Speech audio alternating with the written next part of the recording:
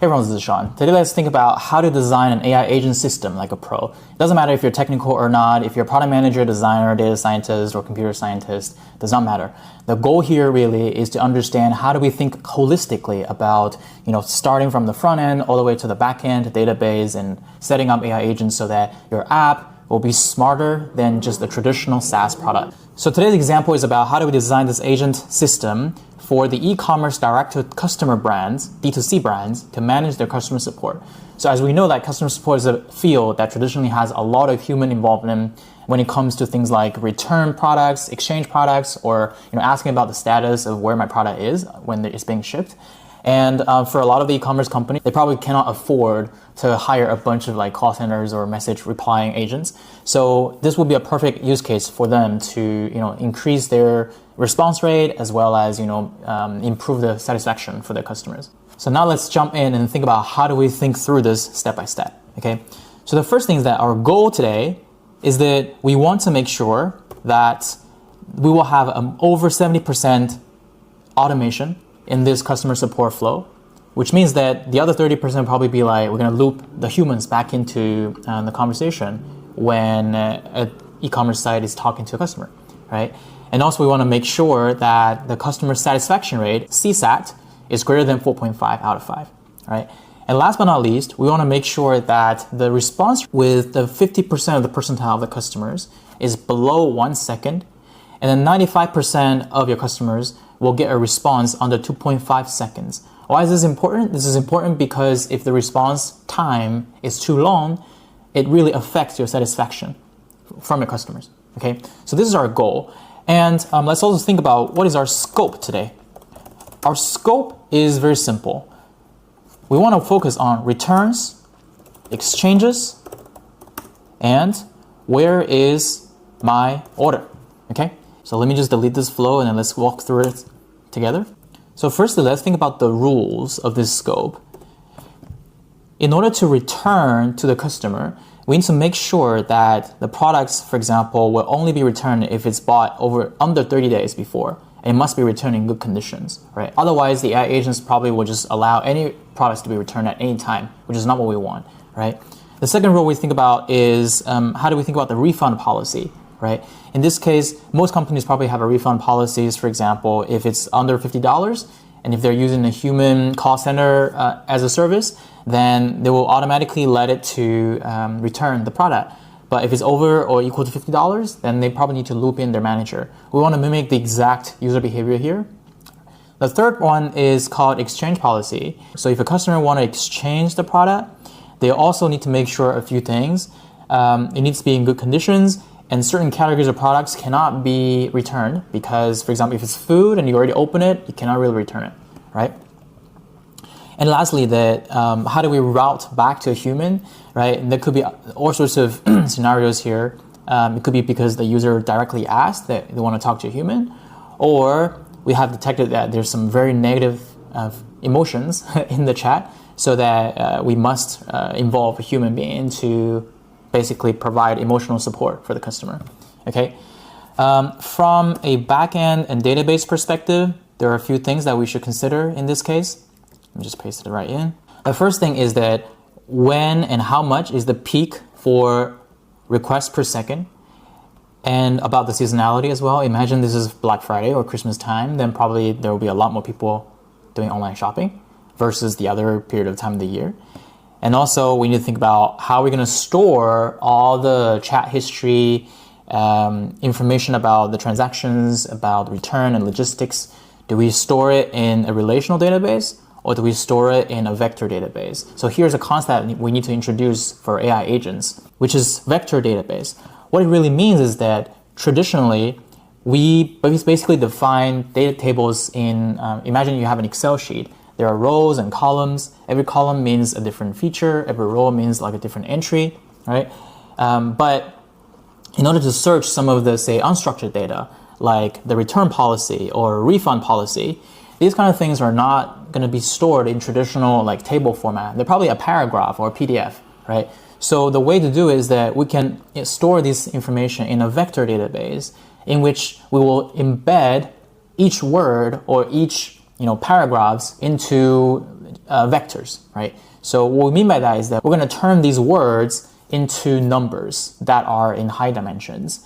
If you're really not from a technical background, just think of it as like, we got to digitize something. Like if you're looking at a photo on your iPhone, it will be stored in digits. And then when they're stored in digits, you'll be able to search them by calculating some similarity between photos. Similarly here, we're allowing it to calculate similarities between vectors, right? So given this current scope, the goal, the rules, the backend database, let's jump in to start designing the AI agent system here, okay? The first thing we're gonna do is that we need to think about when will a user start to interact with our system, right? So in this case, our user channels are going to be website chat and emails, okay? So if you think about this more holistically, we're not going to directly allow anybody to start using the system. So we're going to start doing some authentication first. So here, we're going to introduce a gateway. A gateway is going to deal with the authentication, single sign-on, or PII, which is for privacy of the user. Or you're going to think through the rate limit, like how many times people can actually use this product, request for this product, and checking for duplication. So all these kind of things are sort of, we need to double check with the gateway. So let's add a bit of arrow to confirm this relationship. Before we continue to process any information, we need to finish the authentication first. And also, in order to load the previous chat and emails, we need to query our data from a relational database. Remember, we talked about the rectangle data tables. So what happens here is basically user auth fetch the chats and emails. Okay, we're going to start think about how would the agent help with talking to these conversations from customers. Okay, imagine a customer has just asked a question. Ask a question. They said, I want to return my product X. You probably would think, hey, okay, let me try to check my policy. Let me try to understand what do I do next, right? So exactly for AI agents, the first thing we do is that we're going to introduce this thing called a router agent. What it does is that it's trying to understand the intent of the question so that it knows what to do next. A router agent, there we go. So this router agent will try to understand the user intent and then decide the agent routing. Remember that one of our goals is that we need to make sure that the response time for 50% of the users is always under 1 second. The way we do that is that we need to introduce another agent called a Q&A agent. What this Q&A agent does is that after you get the first question, I want to return my product X, you want to allow yourself a little bit of time for the router to think through it. Right? It depends on the exact situation, like how many steps it's going to happen right after the router agent. You want the conversation to flow like natural. So perhaps after you ask the first question, it will flow into the Q&A agent, and then that will start to speak to the user all the time. And they'll probably start to respond to the user by saying something like, oh, thanks for asking the question. Let me just check it for you. And then start showing them like a thinking process. Respond to the user real time.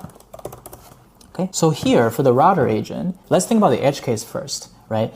If the router agent realized that this customer is very angry, like the customers say that I must deal with, like, or they ask a very, very complex question, and we think that our agent decides that it's way beyond the confidence that I have to deal with myself, we need to have a mechanism to allow it to trigger looping the human back into this agentic system so that the humans will take over, so that our overall customer satisfaction rate will not be affected, right? So I'm just going to add in this human in the loop.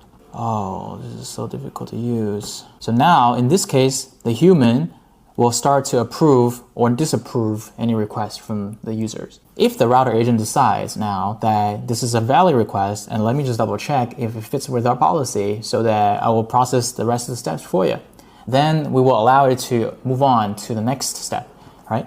So the next step, we're calling it a planner agent. Let me just move it back here.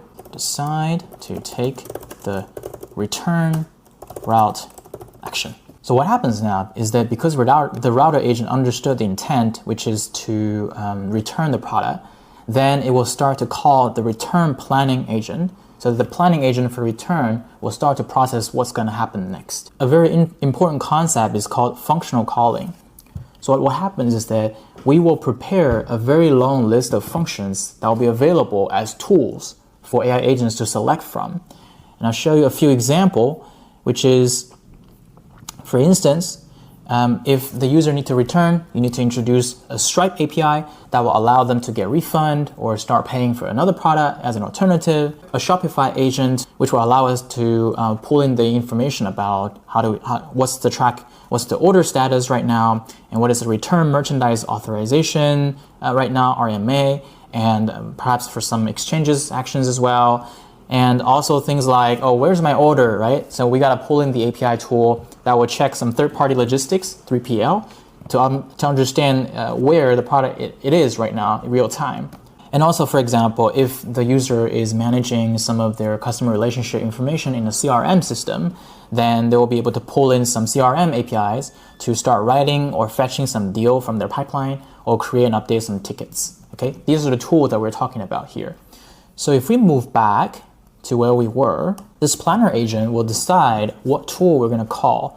And in this case, the tools we're going to call are the return API, which is from Shopify, and the Stripe API, which is for processing payments, right? The reason why I say there's a bit of a catch here is that this planning agent really depends on the logic for finishing this task. It could be a deterministic workflow as well, which means that we could just use some rules to process the rest of the steps, especially when the steps are very fixed. For example, if we know that the user is just going to return the products, then what we do is basically, okay, check Shopify, right? Try to understand if the product is still okay for return or for exchange, right?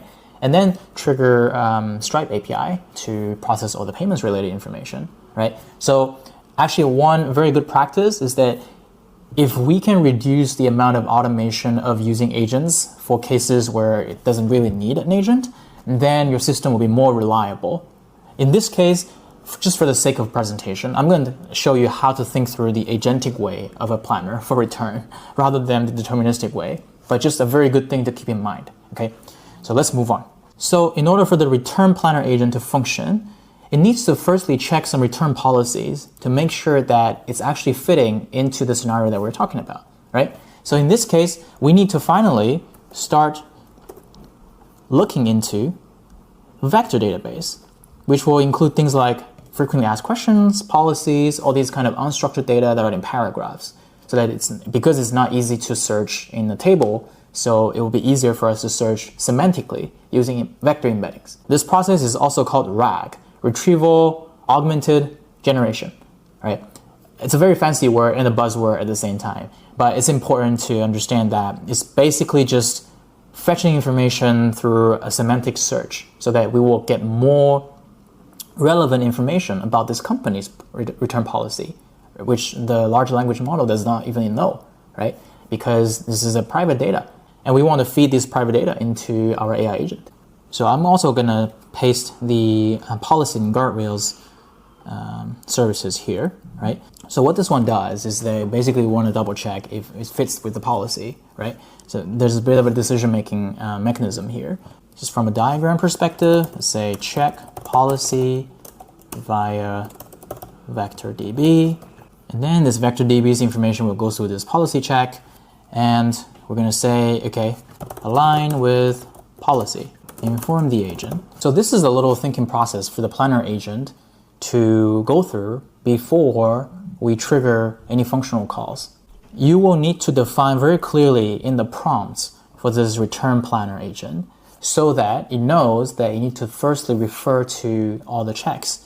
And if you realize that one agent is probably doing too many tasks, feel free to split it up into smaller ones so that it will do the exact one thing so that it does not hallucinate.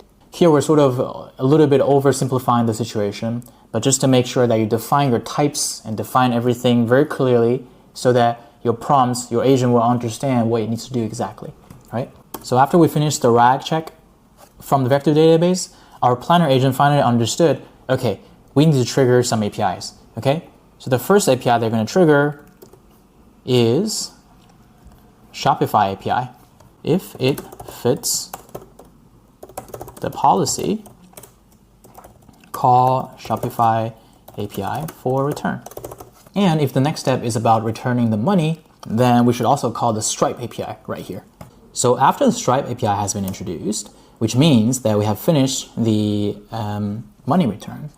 So the Stripe API should return the information back to the return planner and say, okay, payment, refund, done, right? After this, the return planner agent should be updating all the context back to this Q&A agent, because this Q&A agent is really doing the conversation with the original user channels, which includes the web chat or the emails, right? So imagine this Q&A agent is just like the central brain or the CEO of the company who needs to do all the communication with their customers. And then the rest of these people are just part of their organization who's doing the task, right? Just that the router agent is sort of at a higher level, return planner is the one that the router agent decides to route to, right? And then you could also route to exchange planner or, where's my order planner, all these kind of tools, right? But after this planner has done its job, what it should do is that you should always update the information or the context back to the Q&A agent, right? So the Q&A agent is like, okay, so return the latest updates, the latest status of return back to Q&A agent to talk to the user. So this can also include situations when the question or the product doesn't fit into the policy for return. In this case, we will also update the latest information back to the Q&A agent so they will be able to talk to the user, right? Respond to the user real time. So you can see that we currently have a pretty solid system right here for the goal we have, right? So what do we still need to do? Few things. Number one is that as an agentic system, we should always be thinking about observability, metrics, and evaluations, okay? Remember our goal is that we need to make sure 70% are automation, 30% are looping back to human, right? And then the satisfaction rate should be over 4.5, and the response time should be this much, right? So what we do is that we got to track the relevant metrics across the entire system to make sure that these metrics are being met, these goals are being met, okay? So that's the first thing. The second thing is that it depends on if this current website or this current client is already dealing with some external, like say CRM systems. Perhaps there should be some automatic triggers as well for us to write back to the CRMs, okay? So we could add something like this here, a CRM system that will fetch, write, deal pipeline, or create and update tickets for their internal team to manage some of the processes, right? So I'm just going to add a simple arrow here. Okay. Cool. So we got a pretty solid system right here. So again, this is a very simple overview on how do you think about the agentic system from a non-technical background, from a non-technical perspective. But also I know that I have introduced quite a lot of technical concepts here too. But if you're a technical, you realize that there are a lot of things that we're missing out, right? There are a lot of things that we didn't mention. For example, about scalability, about things that are related to like the request per second, seasonality, all these server side of things. I think at the end of the day, if you're a product manager, you will need to discuss with your engineering leader anyways to figure these things out. But you need to have like this basic concept of what we need in order to set up this product ready for production. I hope this is helpful. I hope you have learned something from this. And let me know if you like this kind of format of video. I'm happy to make more. And I'll probably also be making some videos to explain how do you actually build a system like this with code. So stay tuned. If you like this video, like and subscribe and make a comment down below. Thanks very much. Cheers. Hey everyone, this is Sean. So today let me show you how to design and build RAG like a pro. RAG is basically retrieval augmented generation. It's one of the most important concepts in AI system design or for AI agents.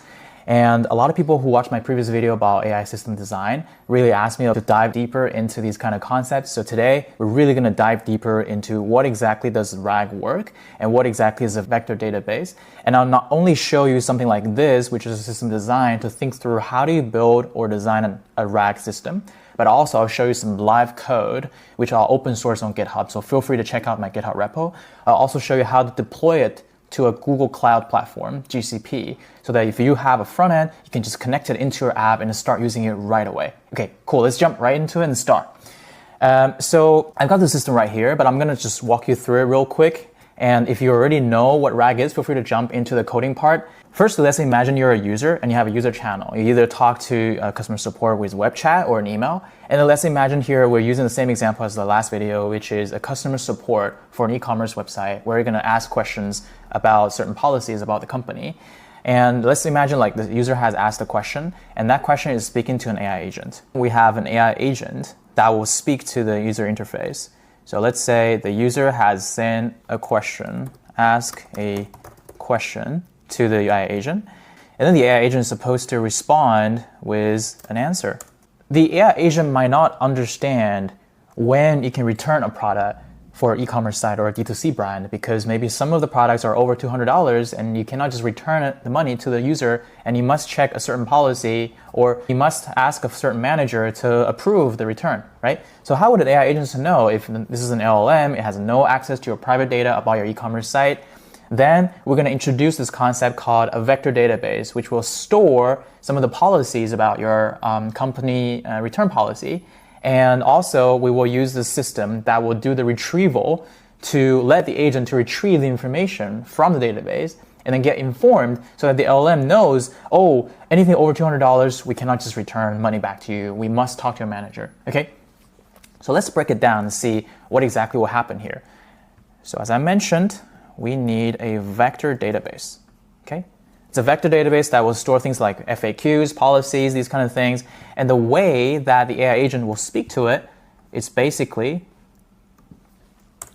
RAG, which is going to check the policy. And then the way that this vector database is built is very simple, okay? So we're going to create a frame here. The first one is that you might have a bunch of original documents, okay? Some of these documents could be in like PDF or it could be like a very long paragraph. So in order for this AI agent system to run very efficiently, we need to introduce this concept called text to chunks or anything, PDF to chunks, so that every little chunk is a piece of condensed information so that we're not like overwhelming the system, okay? Then later, we're gonna need to turn these chunks into a thing called embeddings. So what is an embedding? An embedding is basically an array of numbers in a very large dimension. What I mean by that is that, say, okay, now I'm going to input these words into ChatGPT and then it's going to give me an answer. The way ChatGPT understood it is not like, hey, it processes all the words. Instead, it's processing a bunch of numbers. So every little word that you see here to ChatGPT is probably a 1,000 dimension vector with like 0.01, 0.67, 0.86, all the way until the 1,500 something dimension, okay? So that the machine will understand, okay, so with different numbers at different dimension or at different space, it means differently, okay? So in math, there's a concept called vector similarity or embedding similarity. What it does is that maybe like the word of, French, Spanish, Chinese, these are all languages. So they're probably similar in higher dimensions in mathematics, okay? But this is not the focus of this video. If you're not technical or technical, doesn't matter, okay? So what we do is that we're gonna use the tools that are already built for us and we're gonna use it well so that this system will function properly, okay? This process is actually called seeding. I'm gonna show you in the code in the real example very soon, okay? So after we did the seeding, you have put your policy into these chunks of embeddings and then feed it into the vector database. What happens next is that because now the AI agent is doing the retrieval augmented generation by referring to the database in the vector database and just searching for the relevant information. We're turning the customer question into embeddings as well, and we're calculating, hey, what kind of chunks are actually relevant here so that we'll be able to align with the policy. Let me just draw this diamond here real quick. We're going to align with this policy. And then we're going to inform the AI agents so that it knows what exactly is going on with the policy. Okay? So this is already a very simple system designed for RAG for retrieval augmented generation and vector database. So now I'm going to show you a real example of how do you interact with a RAG system with the use case of a customer support for an e-commerce D2C brand. So I'm just going to type in the website. So you can see that this is a live link. You guys can try it as well. Now we're landing in this chatbot, not a big surprise, but now we have like 4 documents on the right-hand side, which are all related to the policy of, say, for example, how about returns, how about shipping, the guide of the sizing, as well as the support for contact. And let's just do it one example, which is for the shipping policy, there's free shipping for anything that's over $50. So if I just ask a question and be like, I bought my shoes for $80, can I get it shipped for free? And send it over. Could have chosen a better color, but this is not the focus of this video. This is just the front end. So I say, yeah, you can get free standard shipping since your order is over $50. According to the policy, it's okay, as long as it's below $80. So I'm going to say, I bought a pair of shoes for $30, which is very unlikely. Can I get it shipped for free? Ask the question, and then let's see what the RAG would say. Okay, it told me your thing is not qualified because it's under $30 for free shipping. There's a $50 threshold. Okay, that's one example. Let's do another example. Let's say, okay, there's a return policy and it says that every item that's over $200 require manual approval for returns and you need to email the company. So I say, okay, can I return the shoes that I bought for $1,000? Now it's doing the retrieval, doing the thinking, doing the similarity search, and it's going to tell me very soon. Okay, yes, you can return the shoes, but since the purchase amount over $200, you'll need the manual approval first. Okay, so you can see that this entire conversation with this chatbot has been strictly following the policies on the right-hand side. And you might argue that, why don't I just like feed these information into ChatGPT? Why do I need a RAG here? Well, you're right. In this case, we don't really need a RAG, but imagine this policy is like, instead of 3 paragraphs for each, it could be 300 pages. Imagine you're dealing with like legal documents or stuff like that. And then that would be a different story, okay? So in this example, we're just showing you an MVP of how it works and how you actually build it and make sure you understand the concepts. And then if you're like scaling things up, there are more things that you need to deal with for the back end, okay? So let's try another thing real quick. Let's say, okay, if anything is over $2,000, then that would need an annual approval, okay? If I save this, and I've asked the question again, I say, okay, can I return the shoes that I bought for $1,000?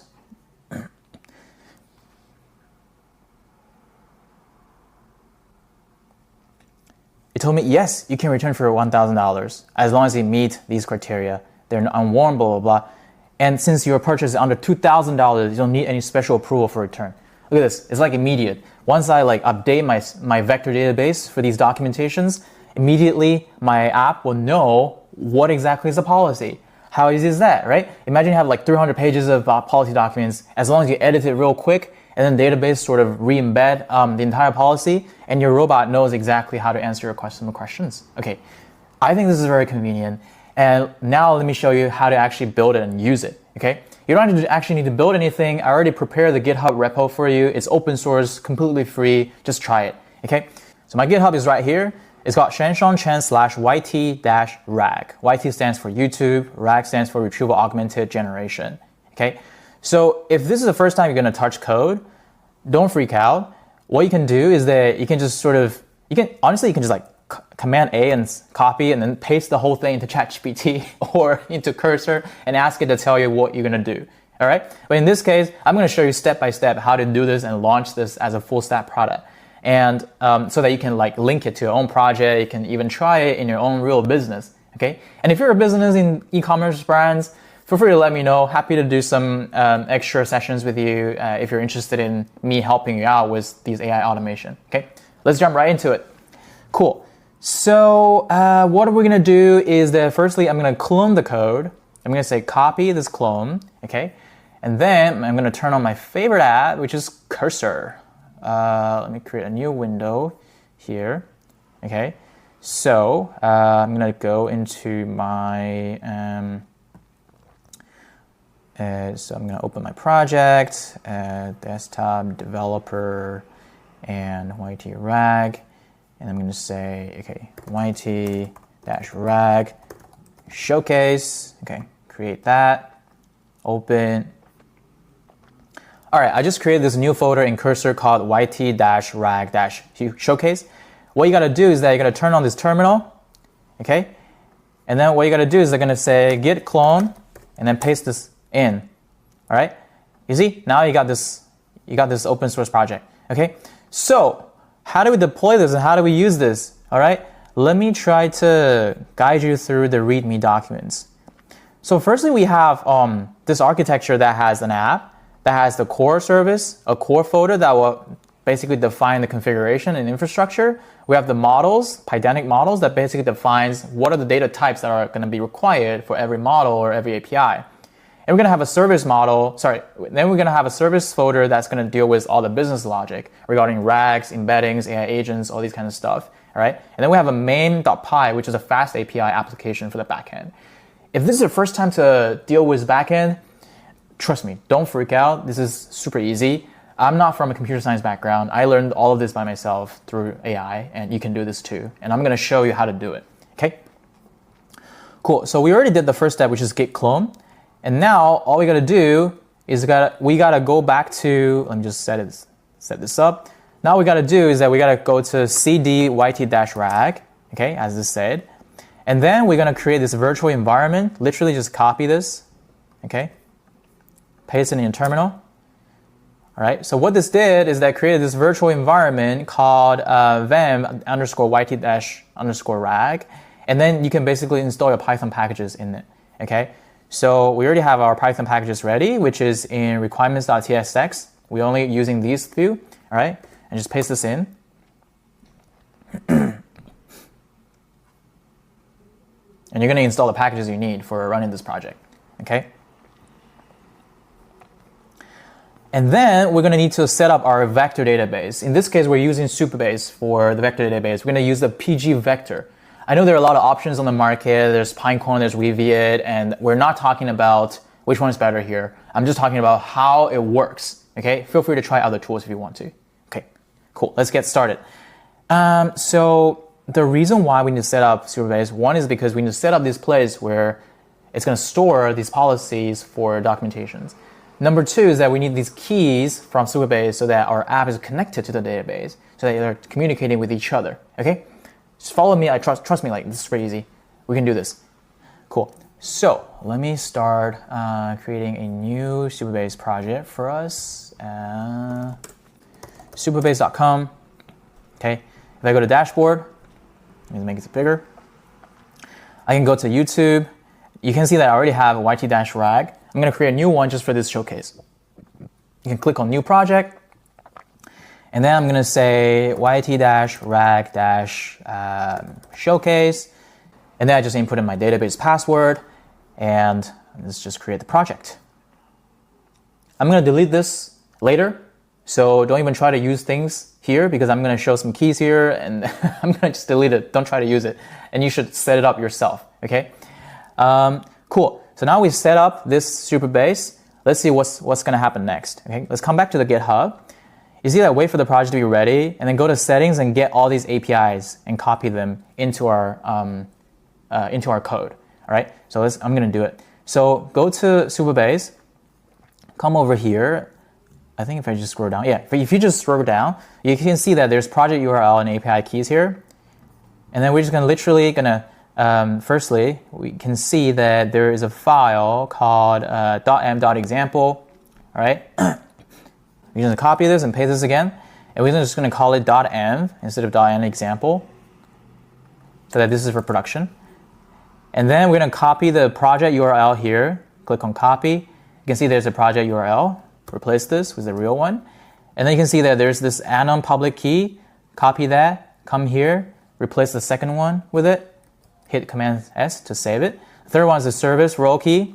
Service role key is right here. Let's see. Let's go to project setting, and then we can find API keys. And then we can see this service role key. All right, going to reveal it, copy it, come back here, paste it in, Command S to save it. Okay, I'm going to delete all these projects. So if we click back into table editor, you can see that we don't have tables now. We're going to set it up real quick. All right. One small thing is that you can see that in this environment variables right now, there's an AI provider. I'm choosing Anthropic. You can also replace it with OpenAI, right? And then there's also like this OpenAI key, OpenAI embedding model. We're actually using this embedding model to embed these words. Remember we said we're going to turn every word into a 1,500 dimension of numbers, right? And then we're going to use OpenAI. If you're using OpenAI, you're going to use GPT-4o. If you're using Anthropic, you're going to use Anthropic chat model, which is, in our case, I'm going to use 3.5. Doesn't matter. Choose whatever you want, okay? Last but not least, the environment's development and log info is info right now, okay? So what's missing in the environment variable is just I need my OpenAI key and my Anthropic API key, okay? So I'm just gonna paste my own keys here. Here I'm gonna block it. And if you don't know where to find it, you can just literally search OpenAI API key on Google, and then you can just create an OpenAI key, log in if you haven't logged in. Just click on create new keys and type a name here and then copy it, right? And then you're gonna start using it. Anthropic is the same thing. Now we're gonna initialize the database. The way we do that is we have a file called SQL/init supabase.sql. Just do Command A, Command C, come to your Supabase, come to the left-hand side, there's a SQL editor, open it, click in, Command V to paste it, Command Enter to run it. Okay, you see, oh, your Supabase database is ready for RAG. Okay, what did we do exactly? I'll briefly explain. Go to the left sidebar, let me just make it bigger for you. Go to the left sidebar, click on table editor. You can see there's a table here called rag_chunks, okay?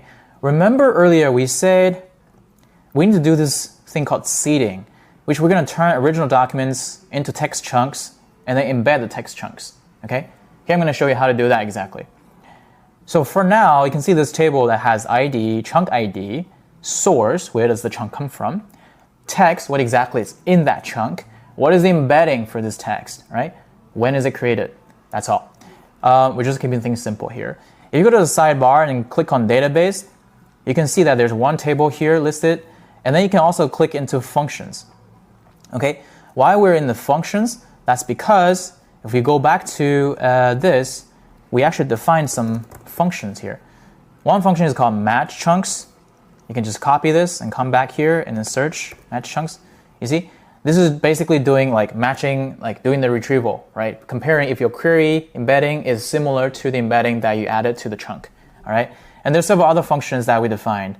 There's also a function called get chunk stats, right? Let's just search this here real quick. Yeah, and you can also click on these three dots and click on edit function to edit things. And if you're familiar with the SQL, you will know what's going on. It's gonna select from the RAG chunks and count how many total chunks you have. What are some unique sources you have, and what is the total maximum? And what is the latest time when you update the chunk table? Okay, so this is called Supabase functions. Again, this is not the focus of the video. If you're interested in Supabase, feel free to watch my previous videos on Supabase. Let's move on. Continue. Come back to this. You can see that we initialize the database. So here, one thing interesting to explain is that we're using this thing called PG vector, which is part of Postgres, and is basically a way to save vector database, right? Again, feel free to use Pinecone, Weaviate, or LangChain stuff. All these things work, right? Doesn't matter. You don't have to use this one. Okay, so with the RAG chunks table, currently we're using a vector of dimension 3072 dimensions. So that's like doubling of 1500 when I say it. Okay, so now let's move on. Now let's move on. So you can see that I have this thing called test setup.py. Okay, let's come back here. Let's see, where is it? We have this file called test setup.py. So what this test setup does is that I'm doing a few things. Firstly, I'm going to import the modules. Second, I'm going to check the configuration. And then I'm going to start doing the database connection. And then I'm going to start doing the schema validation. And now I'll do the seeding documentation. Look at this. I'm doing the seeding documentation so that we are seeding the documents into our database so that later we can do the RAG query. I'm going to show you step by step, okay? Feel free to just run this doc if you're familiar with this. But if you're not familiar with this, I'll show you what exactly we're going to do, okay? So firstly, how does seeding work, okay? So the main.py is an app/main.py, okay? So this is basically our backend endpoint. what it does is that, sorry, maybe it looks scary if you're not technical, but I'll explain everything as I always mention. Okay. First, you have this lifespan definition. What it does is basically just going to try to connect to the database, initialize the schema, all these kind of stuff. And then we have this thing called fast API. We're defining fast API as this name called app. So anything with app.something, that's fast API. Okay. And then we're going to add this middleware, which is basically saying, hey, localhost 3000, localhost 3001, they're accessible to this backend. Because if you're building like the front end with Next.js, you'll be able to, use localhost 3000 or Vercel as your URL. We're just basically telling the backend that these URLs can access you, right? So that there's no access issues. And then we have a chat interface, which is an HTML. Here we're not using Next.js, we're just using a plain front end, okay? And then what's important is that we can just sort of like start trying things, okay? So what I'm gonna do is that, remember to do source vim yt_rag bin / activate. So what you can do is just, you can type in uvcorn main app -- reload. After we run this, we're gonna get a live backend called 127.0.0.1 8000. Okay, so if I just do command click on this thing, it's going to show me this thing called welcome to RAG AI agent backend version blah blah blah blah blah blah blah. Okay, and a quick way to check it is that there's this thing called basically you can check either the health of it or you can do something fun. Like for me, I did like /greet/name so that it will tell me if it actually worked. So if we go to this URL and do /greet/Sean, it's going to tell you, hey Sean, I think you're great. Okay, and if I just greet like Donald, hey Donald, I think you're great. So this is like working. Okay, this is working. And or you can just type in /health, is it? Right? And then it's going to tell you, oh, database connected is true. All right. So now let's move on. So here are the three things that are very important. The first one is an endpoint called the /documents. This is where we're going to save all the documents. Okay. So if you go to the /documents, it's going to return to you what documents you have. All right. So let's try that. So if you do /documents, you can see all the documents we have. And I'll show you in the code where is it. So if I just do double click command default, command C, command F, command V, search, you can see that we imported from this, okay? Which is, where is it? From data /default documents. So from data folder, where's data folder? There we go. Data folder /default documents. So these are the documents for the policies that we're going to input, all right? So we're going to have a policy for return, if you still remember in our app. We have a policy for return, V1, policy for shipping, sizing guide, and support contact, okay? So we have basically this exact same thing. Policy return, policy for shipping, policy for sizing, and policy for support and contact, okay? So if we go back to main.py, so if you go back to app/main.py, if you call the API of the URL /documents, it's basically going to show you the default documentations as I showed you earlier. Okay. Another endpoint is called /seed. What this one does is they're going to take the input of the documentation and then start showing you, hey, we're gonna like turn your documents into chunk ID, source, and text. Remember, this is how we're going to store it in the database. All right. So this API, I'm literally going to show you how to turn these documentation into the database. All right. So what it does is that it firstly split your thing into chunks. All right. Split thing into chunks, and then it's going to show you, and then it's going to run this function called rag service seed documents. You can do command click into this. Sorry. And then it's going to run this function called the rag seed documents. Okay, and then it will get to this the inserted account. So how did the whole thing happen, right? Let me show you. So if you run this API, what it does is that it's going to run this function for you. Okay, let's find out where is this function. Command C, Command F, Command V. All right, we define it in services.rag. Right, we have a folder called services. This is basically where we're going to save all these AI agents, right, or agent-related stuff. So let's go to rag.py. Within the rag.py, remember I mentioned that we have a function called seed documents. What this one does is that it's going to turn your documents into chunks and turn chunks into embeddings. Okay, so let's briefly go through it.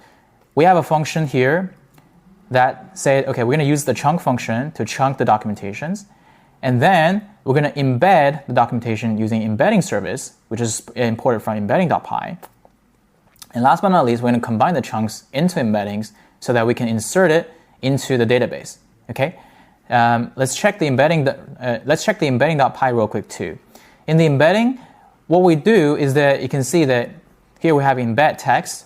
What it does is it uses this OpenAI client with embeddings to create the embeddings based on the text input. Remember, we already cut the text into smaller chunks, so it's gonna embed every text into embeddings. Okay, I know I say a lot of tongue twisters. Let's just run it and see what happens. All right. So all you gotta do is that if you have defined properly of your default documentations, what we can do is that we can just do test the setup to set up the whole thing. Okay. So come to your terminal. Again, if you are not in your virtual environment, do source venv yt-s_rag bin activate. Okay, and then we're going to do Python test setup. Now it's going to run this setup, and I'll show you what exactly we're doing. So we imported the modules, testing the configuration, did the database connection, schema, documentation, seeding. You can see that it successfully seeded the 4 document chunks. And then it tested the RAG, it worked, okay? And it passed everything. Okay, so now if we go back to the database, go to the left sidebar, table editor, you're gonna see all 4 documentations are here, all right? Policy, return, shipping, guide, contact, and you can see where the source is from, and you can see what the text exactly is if you double click on it, okay? Anything that items over $200 require manual approval for return. And then there's this embedding that is 3,000 columns of dimension. And if you do this /chat, you're able to turn it on, and now you have these policies right here. Okay, so this is literally using what we define here. Okay, so let me prove it to you by making this a little bit smaller, making this a little bit smaller, and our eye should be focused on our terminal here. Okay, so what we gotta do is that I'm just gonna say, okay, what is my return policy? I hit send. You can see that here it's running because now it's doing the vector database retrieval, and you can see that it's using Anthropic, all right? And then it did the query processing with 1 citation, so that means it found 1 reference, 1 citation, all right, which is the policy that we refer to, return policy, okay? And I just asked the question again, can I return my product that was $800. You see now it's doing this another retrieval again. And then you see that it tells me, since your item is over $200, you will need manual approval for the return. Okay. So now we prove that this RAG system already works. All right. It already works. One more thing I want to show you is the chat. If you click on services/chat.py, you can see that we're currently doing this function called generate answer. What this one does is that there's a system prompt. Right? It says that you're a helpful AI assistant for customer support. And there's some important rules. You basically say you can only answer questions for policy, return, shipping, and sizing. And you should, for questions outside of knowledge base, you can just politely reject that. All right? And then we can just test it real quick too. You can say, who is the US president now?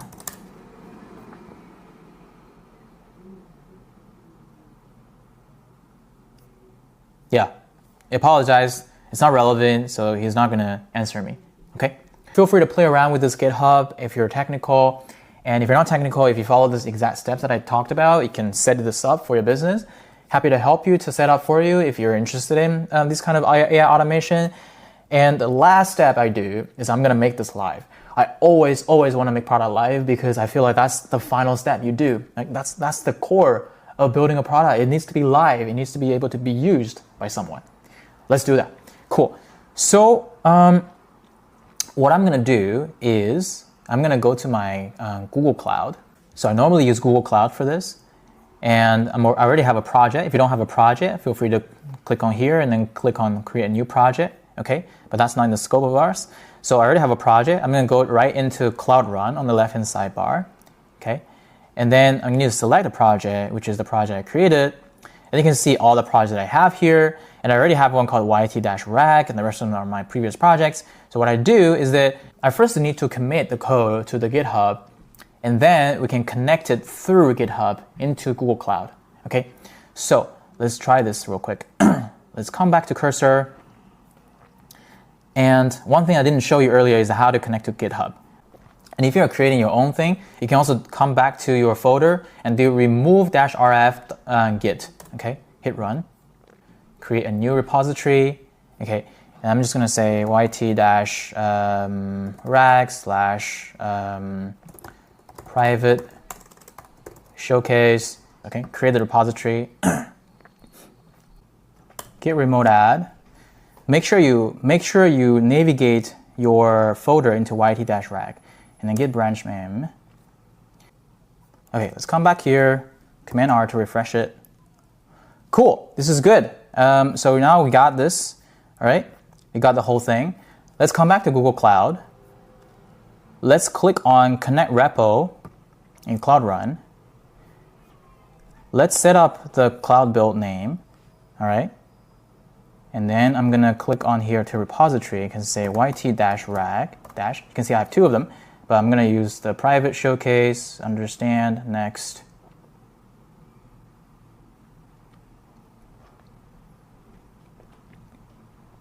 Okay, we're going to use this thing called Docker file. Okay, what this one does is basically telling Google Cloud that you need to install requirements.txt. And the main working directory is app. Come back here and just hit on save.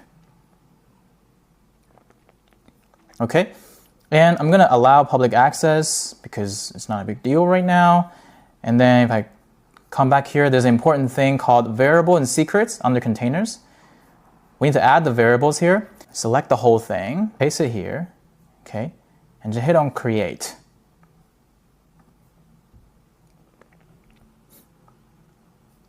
Now you're deploying the app, okay? So this will be a URL. All right, so now creating the service. By the way, now if you go to your GitHub and if you refresh it, you can see that something's running here, right? Because we're connected to GCP through Docker, right? You can click on the details. You can see that it's in progress. So it's very well integrated. So if you click on view more details on Google Cloud, you can see how exactly it's been built. You see it's very well connected. If you click on this commit thing, it will lead you back to your GitHub for the exact commit. Oh, good. So now we're officially live. And then we click on yt-rag private showcase. You can see we have this URL here. Copy this, Command T, Command V. Good. Guys, this is live. And then let's do /chat. Cool, we got our policies here. So for return, let's say it should become, if anything is over $8,000, all right? If I hit on save, by the way, double click here again. You see, it changed into 8,000 immediately. And they updated this embedding as well, immediately, okay?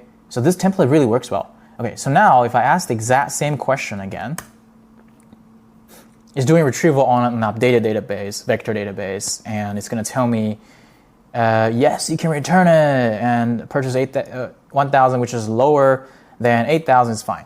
This is the end of the video, and I hope you enjoyed it. I hope this is straightforward. I hope this is easy to follow. And again, I would like to hear any feedback from most of you guys. And a lot of people ask me for making more videos regarding, showing you AI agent system design. And people also ask me about deployment, so I'm trying to keep the balance. So let me know if this format of video works for you. I'll show the system design at the beginning, and I'll show you the exact code example, and I'll open source the code on GitHub, and I'll show you how to deploy it. Let me know if this kind of format of content is really helpful for you. I don't think anyone else, I didn't find any other YouTubers or influencers doing this. So I'm sort of also experimenting this myself. And at the same time, if you're a business, if you're running an e-commerce website or D2C brand, I'm running my own startup called Automanus.io, which is basically an AI agent system that helps people selling physical products to manage their sales leads. And I'm also open for discussing any AI automation requests or demands from a business perspective. Just let me know. And I have all my social media contacts down below in the description and in the comment section. So feel free to reach out. Hey everyone, this is Sean. Today I want to talk about how to build a strong AI agent system. So recently I've been spending a lot of time talking to customers, investors, and other AI founders. And I've got a lot of quite good feedback on how to build AI agent systems. And not only from how people use products, but also from how people build products. And I think that I have collected 8 of my top experiences that I have collected, both from my own experience and from what I have discussed with others.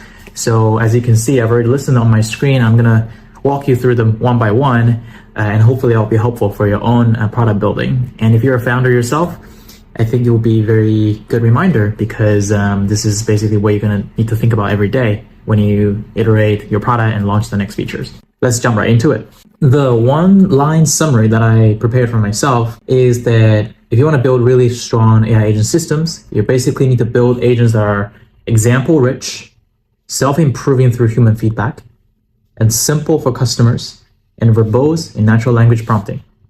I'll explain them why, and I'll go through them in my list down below, okay? So the first one, I think that's super important, is that smart defaults are more important than infinite customization. What I mean by that is that oftentimes the customers are usually a lot worse prompt engineers than you, because if you imagine you're a user, right, and then you jump into ChatGPT, and then ChatGPT asks you to write some prompts for how they should structure their memories, for example, which is one of the top features why people stay on ChatGPT. You probably will be thinking about, okay, what should I be writing about? Should I say, okay, keep everything that I said about my school, about my work, as some kind of important information? Don't remember anything I talk about, in terms of my family, about my privacy. You need to think about these very deeply. Otherwise, it could be making some mistakes, right? When one similarity here is that if you walk into Walmart, for example, there are 20 or 30 different brands of shampoo. You have no idea which one to choose from, right? And choosing is already easier than typing your own prompt. So oftentimes your customers might not even know what exactly they should be writing if you give them too much control on your prompt, right? And then what you really should be doing is that you want to build a strong defaults that you already know that works in your domain. Say, for instance, if you're building a law LLM like Harvey, and you're probably a lawyer yourself, and you know exactly what you should be writing, right? Let's say you're drafting a new, petition for someone who is gonna apply for a green card in the US. Then the prompts that you prepare will probably be involving the past 10 years of experience that you have, practice law in immigration law, right? And if you let someone who just, started working in H-1B visa to draft their own agents, it's probably less relevant, okay? So you need to be having a strong opinion on what exactly works in your own domain. And then you also want to keep some black box stability over there, because that's kind of a company secret, but also you kind of don't want people to mess up with it, because that's based on what you have learned in the past, right? And eventually you want to optimize for the outcome of the user rather than something that is infinitely customizable. This is actually a feedback that I got from one of our investors, and he basically suggested that, hey Sean, when you're building these AI agents, make sure that you brought in a lot of your own experience, which in my case is that I used to work at Google Business Messaging, where we enable more than 10 million businesses messaging directly with their customers. So now we're building something similar. We're building something that allows all these businesses to chat with an agent, allow their customers to chat with an agent, eventually turn these conversations into structured leads. So we are going to embed a lot of what we have already known about this industry into our agent. So that is why I got this feedback, which I think is super valuable. Okay, move on. Next one. Number 2, meet users where they are. Don't change how users work today. Basically, it means do not force people to change their behaviors. Imagine, I don't know, if you are a left-handed person and then I ask you to play tennis with your right hand. Maybe that's not a good example, but just imagine you're terrible at playing tennis with your right hand, right? And then I ask you to do that. It just doesn't make sense. The better way to win a game is basically, as a coach, I would try to assist you with your left hand playing tennis, rather than telling you, hey, right hand is much better because everybody's doing this. We have this new tool. Don't do that, okay? And especially if you're building a B2B SaaS, what you're not going to be able to avoid is that most of the customers are probably using Google Sheet or Excel. or spreadsheets, right? And a lot of the startups, if you're targeting startups, are using Notion.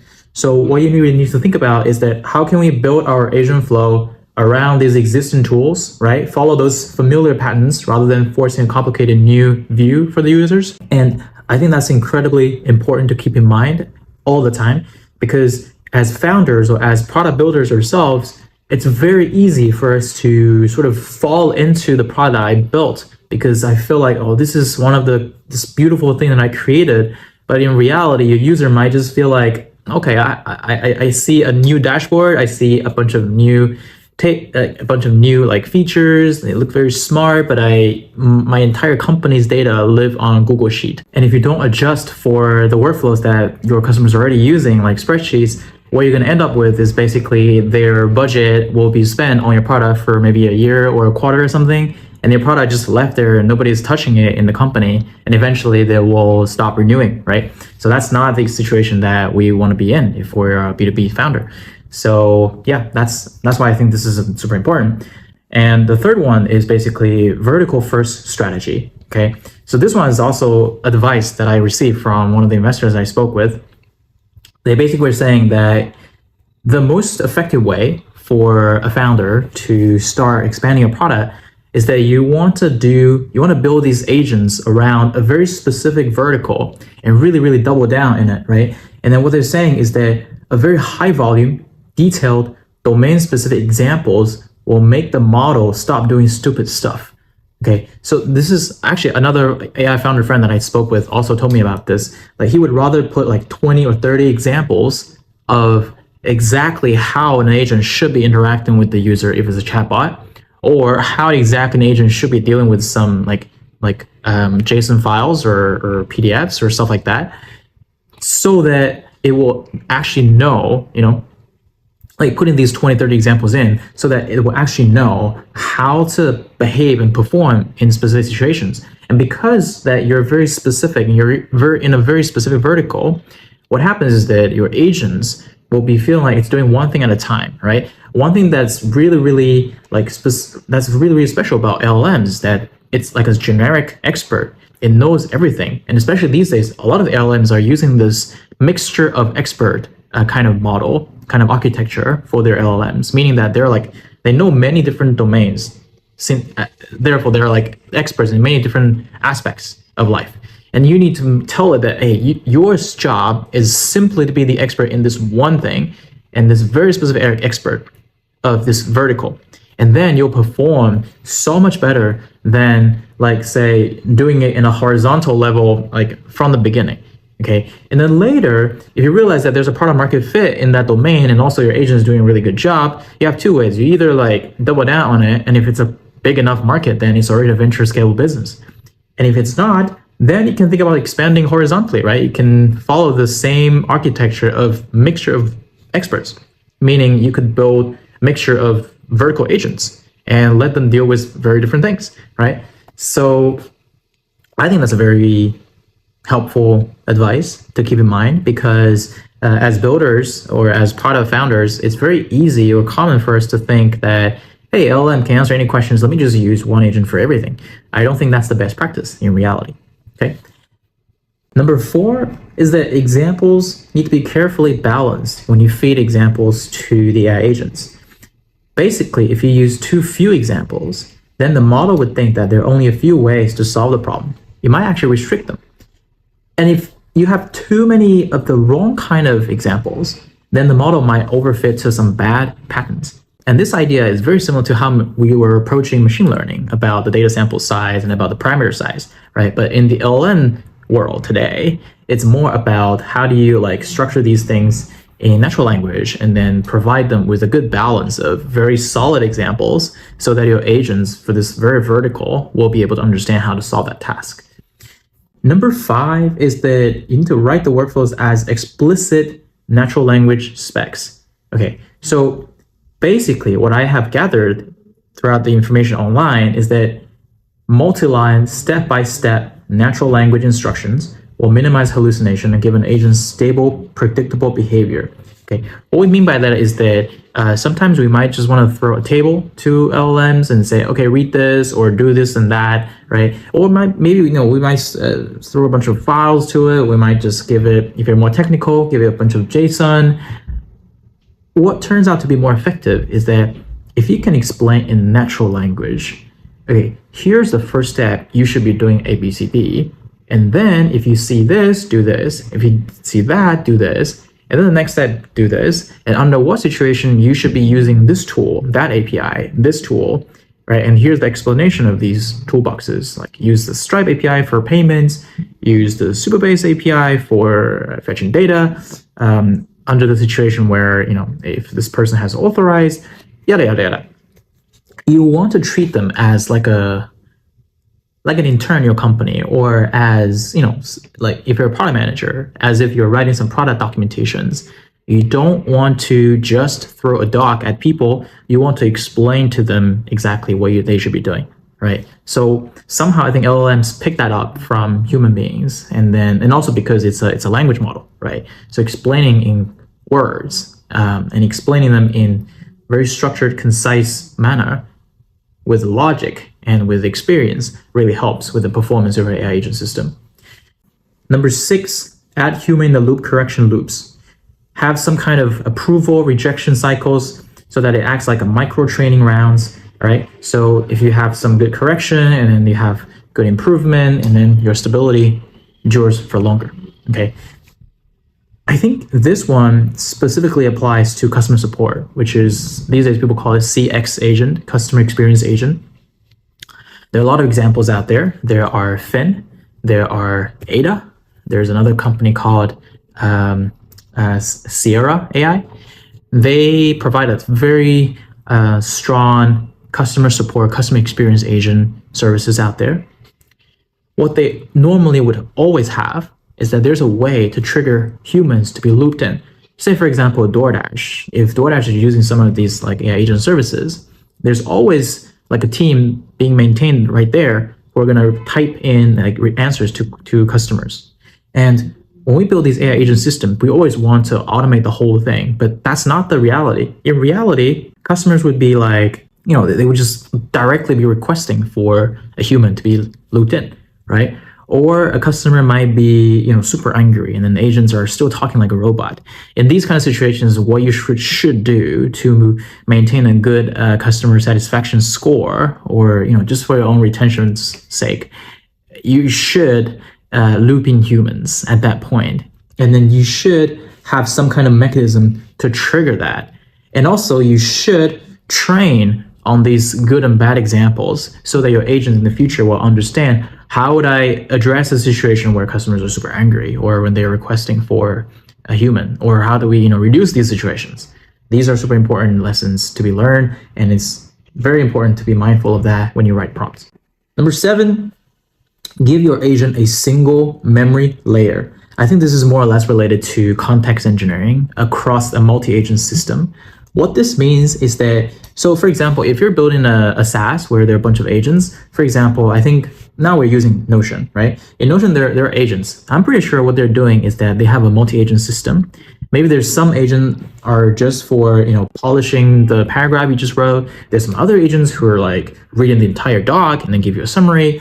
And then if you're like on the same page and you're talking to one agent, or you're doing like multiple things at the same time, they should, I'm not sure, Ivan, tell me if you're watching this, they should keep one context layer somewhere so that every agent will have access to the historical usage of agent in the entire system, either it being chat history, being how like Sean highlighted something and then asked a question there, what's the context there. These things will be considered as a single memory layer. Or, you have data tables there, you have calendar events. If you're like making a tool that's helping people to schedule meetings, or having a voice agent that will, schedule meetings, book appointments for dental offices, stuff like that. Having a single memory layer is always super important, because that just simply solves the problem of, some parts of your product just don't remember what the user did previously, right? And if you're, say, for example, if you're like building an email agent, then this email agent should have access to some sort of calendar events that you previously scheduled for them if you have another voice agent right there. Okay, so it might sound a little vague if you haven't built these things before, but if you did, then you will know what I'm talking about. If it's the first time for you to hear about what is a memory layer, try to check out things like how do you build up some context, how do you build up some shared states for agents, search these things up, and then I'm sure AI will give you a really good answer as well.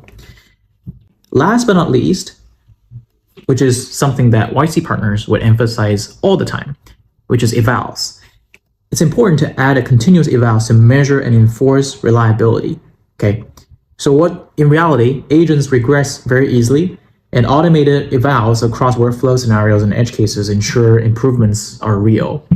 Let me give you an example. If you say are building an email agent, and this email agent is supposed to check the headline, check the subject, check the content, make sure you have the right signature, make sure that it read the previous context and mention anything as a greeting, like as context that you know how to greet this person if it's a follow-up.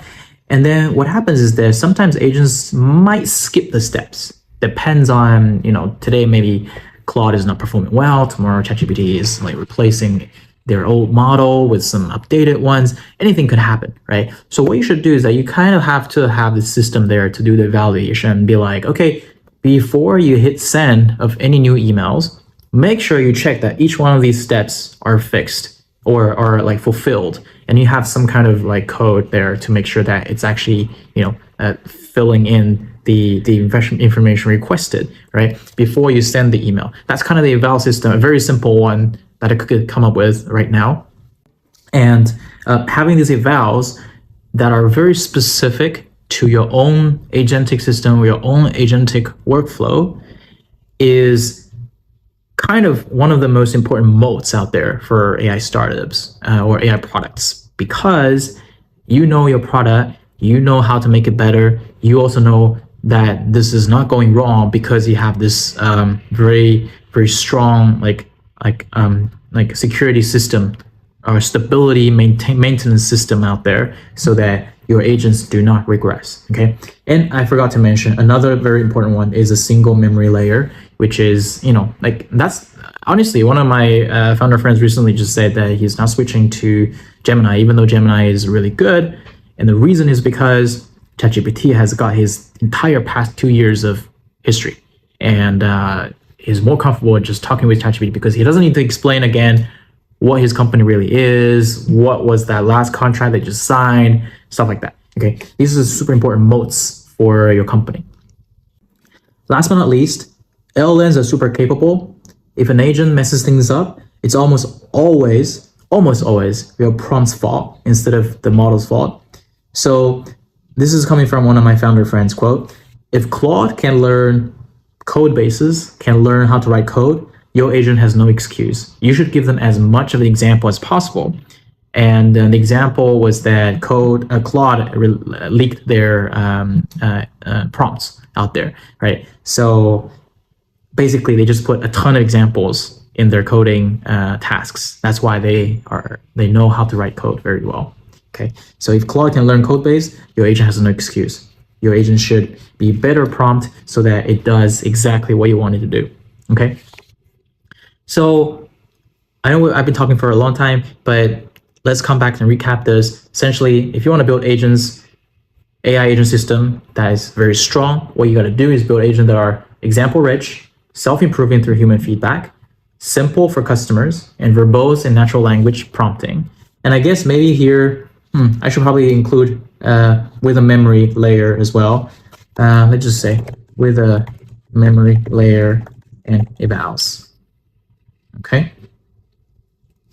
Yep. That's basically a very high level summary of how to build strong AI agent system based on my personal experience, based on the conversation I had with customers, with AI founders and investors. Hopefully this is helpful for you, and let me know if you have any questions. I'll see you next time. Thanks. Hey everyone, this is Sean. So today let's walk through how to build an agentic RAG system like a pro. We're going to walk through a quick system design over here, And then we're going to jump right into a live demo that will not only have an embedding in a vector database for retrievals, but we will also show you how to use some tools like setting up Google Calendar, setting up a Gmail. And last but not least, I'm going to show you a open source GitHub repo for Agentic RAG that will allow us to set up the entire code base with Supabase, Python backend, and Google Cloud. So let's get started. Firstly, this is a system design for an Agentic RAG.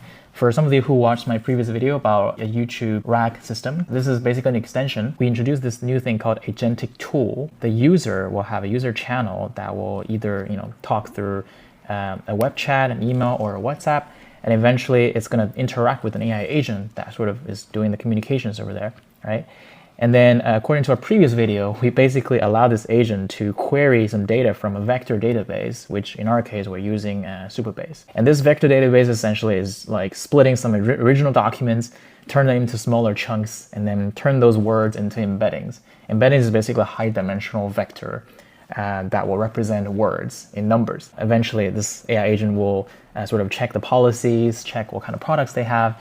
That's the traditional RAG we're talking about. Today, we're going to show you this very quick demo of talking to an AI agent and actually letting it schedule a call with us and eventually sending us an email. And I'm very excited to show you the demo right now. This is a localhost 8000/chat. And let's just jump right in and see what happens. And you can see that currently we have this thing called a scheduling time zone, V1. I sort of set up the time zone for availabilities for this AI agent to respond to a consumer. So if I say, I want to schedule a call with your manager to talk about a wholesale deal, let's see what it says. All right, now firstly, it asked me to schedule a call. Before that, they asked me about the preferred date and time for the call. And I'm just gonna say, okay, can we do 6 a.m. EST tomorrow? Now, ideally, it should check the policy over here, and it say that the earliest available time slot is 7 a.m., which is true, 7 a.m. right here, okay? So it cannot allow me to schedule time. So let's just say, okay, cool, let's do 10 a.m. EST tomorrow. My email is sasha.ru@gmail.com. And meanwhile, let's just show the calendar right here, okay? Let's send this. Cool, so now it has set up the call for me. You can see that it popped out real quick immediately, right? Look at this, it's already here. Sent from Sean at automanus.io. Automanus is our startup, by the way, which is a sales leads manager for made-to-order products. Feel free to check it out, automanus.io. Send me a summary email as a heads up. So you can see that in my mailbox, I already received this calendar, and I can say yes to it. And if I come back, I just got another one saying that it's a reminder for an upcoming call, which is literally what we asked for, okay?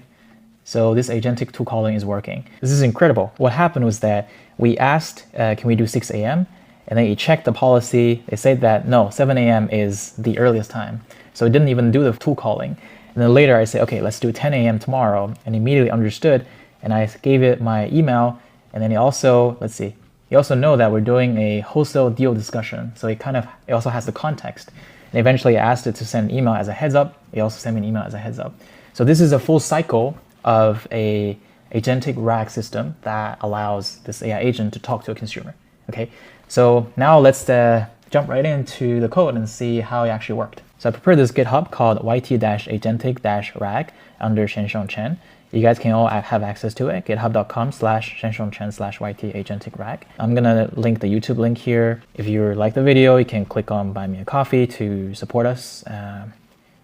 What I really wanted to show you is this current project setup. We set up this agentic system in a fast API backend.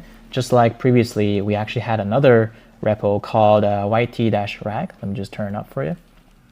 This is yt-rag, got 33 stars so far. What this one did was simply vector database for the RAG, and there's no tool calling at all. And this time we're going to dive into how do we combine both of them so that the AI agent has access to not only the knowledge, but also the actions, okay? And you can see that we have a comparison here that previously we also have vector search and RAG for Q&A. But this time we're getting tool calling, agentic reason loop, calendar scheduling, email sending, multi-turn chat history, multi-step actions. So if you scroll down a little bit, you can see that there's a step 1, and then you basically just git clone this repo and set up some Python environment. All you gotta do is just copy this, turn on your Claude Code, Cursor, VS Code, whatever. I use Cursor, so let's try the Cursor version. So all you gotta do is you literally just find somewhere empty and then paste this whole thing in and then hit enter. It will start a new project for you. And then the next step is that you need to set up your Supabase. Basically, for anyone who's not familiar with it, Supabase is one of the most popular AI agent related database. And then they also have their own vector embeddings for retrieval augmented generation tools. So it's very handy, very helpful. You just gotta create a new project, set up the password, set up a new region, and all you need to do is to copy these APIs and the project URLs. And if you go back to the code, you can see that we got this .m.example. What you need to do is that you need to copy this, turn it into a .m, and then replace these Supabase URL, anon key, and service row keys with the real ones. Okay, I'll leave this to you guys, and feel free to check my previous videos for how to set up Supabase. I've got plenty of examples. So after Supabase, there's another thing, which is you need to set up the database. In our code, we have a section called SQL, and you can click on Initial Supabase SQL, and you can see that we're showing you how to create the tables. All you gotta do is just Command A, Command C if you're using Apple. Come to Supabase, come to SQL Editor, click on plus, click on New, and then just paste it here and run it. That's it. And then you're gonna set up the tables just like me. All right, on the sidebar, Table Editor, you can see that I was showing you the example of the policies, and all of them, we have some initial setup just for you if you run this project. After you set up the Supabase, what happens is that you need to also set up the OpenAI keys, and then eventually set up the Google Cloud, because we're using Google Calendar and Gmail, so it's gonna be much easier. So what happens is that you need to set up this thing called a service account. What the service account does is you're basically telling Google that this app is allowed to use my Gmail to send calendar invite to this extra Gmail externally, okay? And then the way you do that is just, you need to come to console.cloud.google.com/API/credentials, or you can just navigate to the left-hand sidebar, API and services, and click on credentials, okay? And then you'll be able to land on this page where you can click on create credentials plus a new service account, okay? And a service account is basically you can handle everything in the back end without any authorizations anymore. It's just, you're giving it your secret or access to a project, okay? So you just gotta put in your account number, account name, and then put in a new ID, and then put in the description, and just follow the instruction and finish the whole thing. I have documented everything here, so you just need to literally follow this step, all right? Give it a name, agentic rack service, and then eventually you need to download the service key to your local folder called credentials/serviceaccount.json, which is right here. We have a folder called credentials, you can see. You need to download that key over here and call it service_account.json. Okay, that's all you gotta do. And if you're deploying this to Google Cloud, you also need to set up something else, all right? But other than that, you just need to make sure that you entered this OAuth scope into your Google Client ID, all right? And then just authorize the whole thing.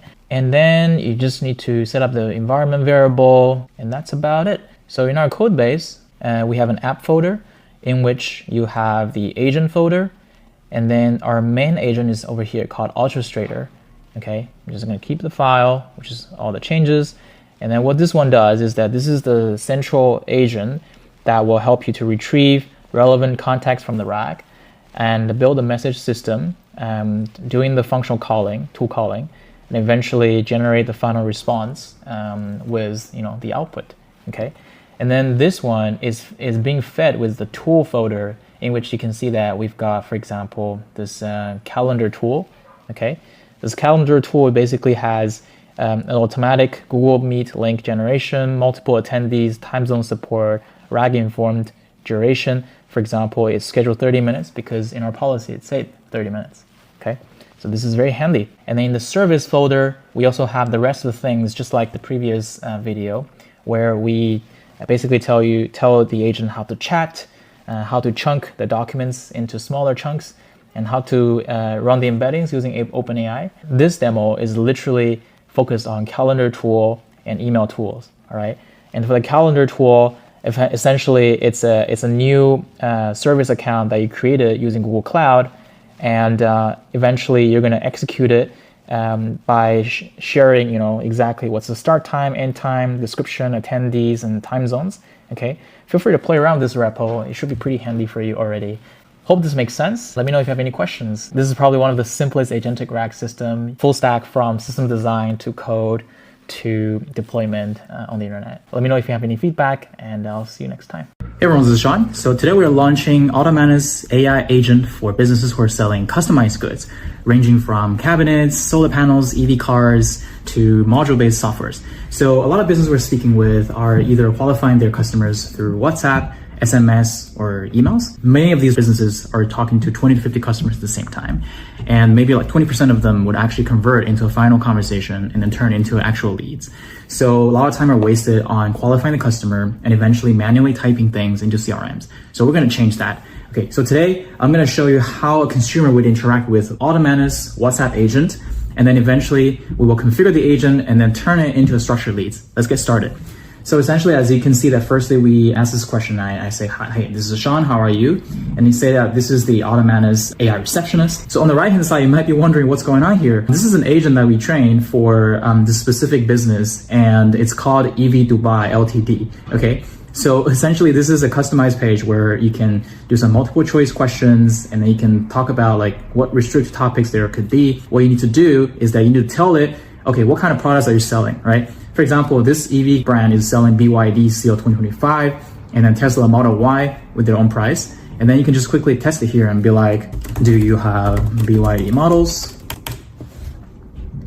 And this simulator will be syncing exactly what you have uploaded to your knowledge base, as well as the things that you have updated on the main behavior guidance training page. All right, so now you say that BYD Seals has $42,000 USD. Okay, you can also modify the formality and if you want it to be calm or more passionate. Eventually, you just gotta click on deploy. And eventually, if you come back to overview, you can see that there's an agent currently being deployed under this AI agent hub. We're using the shared number +1 650 605 6956 for Automanus. If I just ask it questions and be like, okay, do you have a BYD model or an EV?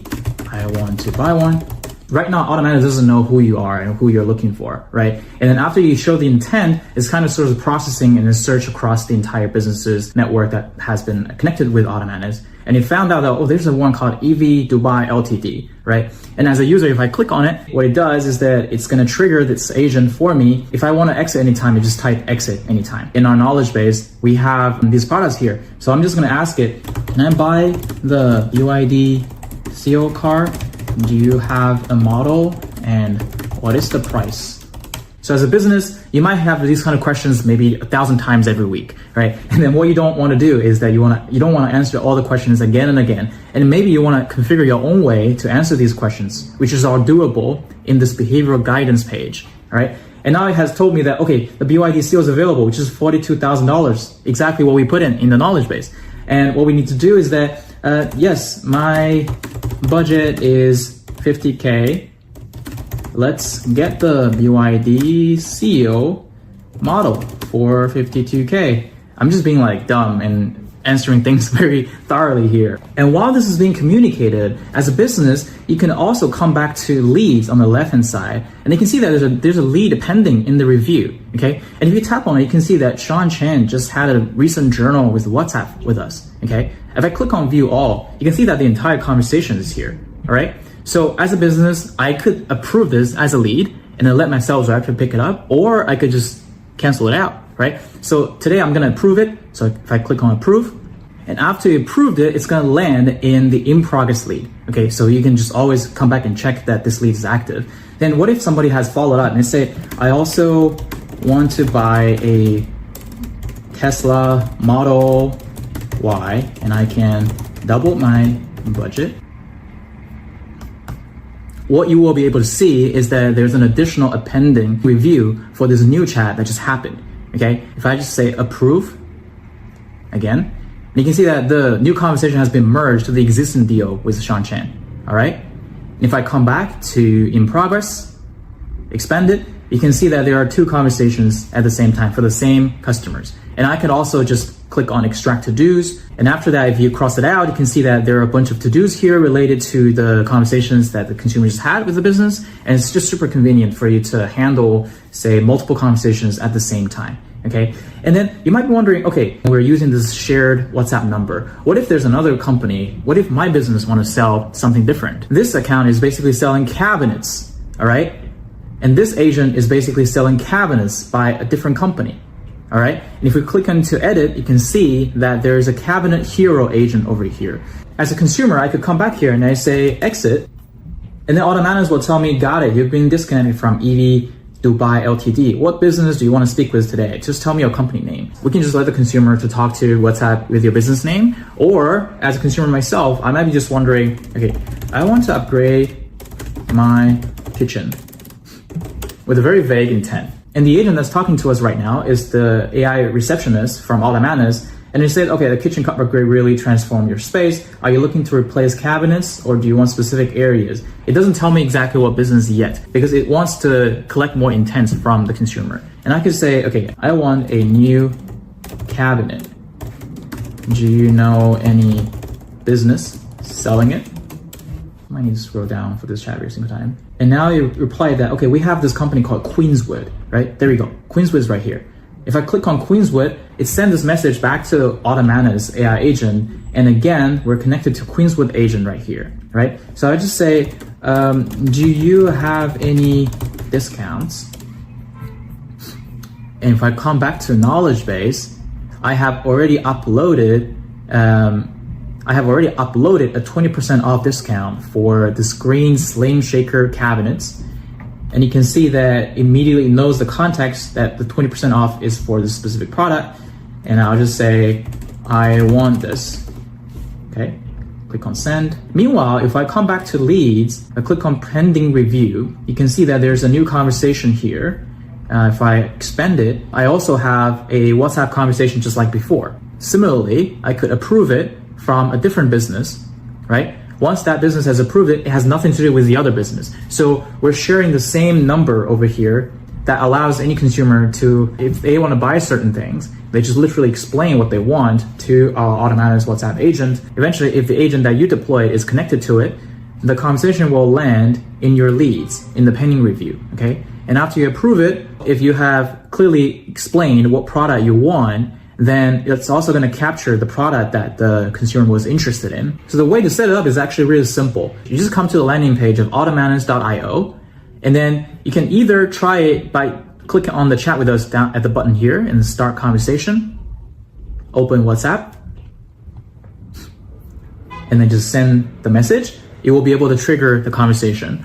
Or you can come back here and click on start free trial. We're providing a 30-day free trial for the starter package for $20 per month. If you click on it, and we're already subscribed, so after you subscribe, by the way, it's completely free for 30 days. You can cancel at any time if you want in the settings. 2 last things. If you're interested in setting up your own AI agent, you can also click on connect your own WhatsApp and then connect your WhatsApp over here. All you gotta do is just put in your access token, phone number ID, and business account ID, and you'll be able to set up AI agent for your own. Let me know if this is helpful. If you're a business who are selling customized goods, either physical ones or softwares at scale, we're very happy to talk to you, and just email us at hello@automatis.io. Thanks for your attention. I appreciate this, and see you next time. Cheers. Hey, Cloud, can I create a sales representative agent for my business? Yes, sir. Let's go. Every AI product and agency business needs a way to talk to your customers. And it does not matter if you're technical or not, you don't want to build this from scratch every single time. What you really want is a sales layer that will be the sales interface to speak to the world. And that's why we're introducing Automatis MCP server and API services for you today, because we want you to be able to create your first sales representative agent within 1 minute. Let me show you how it works. There's a very simple way for you to set up MCP if this is the first time to hear about it. You just need to go to your profile and click on it, and then come to settings and developers, and you can see that I have a few MCP servers right here. Notion API is one of them, and Automatis is the other one. You can just click on edit config. You see, it will pop up this link here, and all you need to do is follow the instructions on the MCP server development repo here. You just need to copy this, and then open this Claude underscore desktop config JSON, and then just paste that in. I have multiple MCP servers. You can see Automanus is right here. So as you can see, after I ask this question, it's asking me for three things: company name, website URL, and my email. This is because my Claude code has been set up with the MCP server from Automanus. So let's say the company name is calendly.com. And also I'm gonna provide my email for development. I'm just gonna hit enter. So now you can see that Claude code is gonna sort of, using this MCP server again, trying to create the sales agent for me, for this company, and my email. It's using our backend services to search this website. It could be your AI product, it could be your agency website, to understand how do you take in inquiries from your customers, what kind of things or solutions are you providing for your customers. And the whole goal of this agent that's creating for me is to make sure that there's no leakage from customer inquiries when you're not in your office or when you're out there speaking to other clients. As I promised, within 1 minute, everything has been created. You can test it with two ways. You can either click on this link right here to chat with the agent, but that agent currently is on the system server. You don't own it yet. And at the same time, you must have received an email, which is something like this, which is asking you to claim your agent so that you will be able to own it in your own platform. But let's try on WhatsApp first. You can see in this email, there's a link called test on WhatsApp. If I click on that, it will pop up this WhatsApp link that will allow us to chat with this Automanus agent right here. And just enter, I'd like to talk to Calendly. So it gave me a button to click on to route to Calendly, but you can see this little yellow warning here because that agent doesn't belong to me, right? Because I'm not from Calendly. If you're an employee, if you're CEO from Calendly, you'll be able to claim it using that email link with your own email domain so that there's no security issues. This must be verified by you. What do? All right, it says, I'm here to help you discover Calendly and simplify your scheduling. We help you do appointment booking. How much is your service? Cool, the service is like $10, $16, or $15K a year. We can also ask Claude Code to add more knowledge to it. So I'm gonna say, can you add a booking link to its knowledge base, which is my Calendly? Let's go. So now it's using this MCP tool called add knowledge. All I need to do is just say allow, and then we'll be able to add this knowledge base to this agent, and we can see if it's working. All right, so now it's done. So I'm gonna say, can I schedule a Calendly booking with you? Do you have a link? Cool, it says yes, you can schedule a meeting directly using Calendly link. And if I click on it, I'll be able to book a call with you.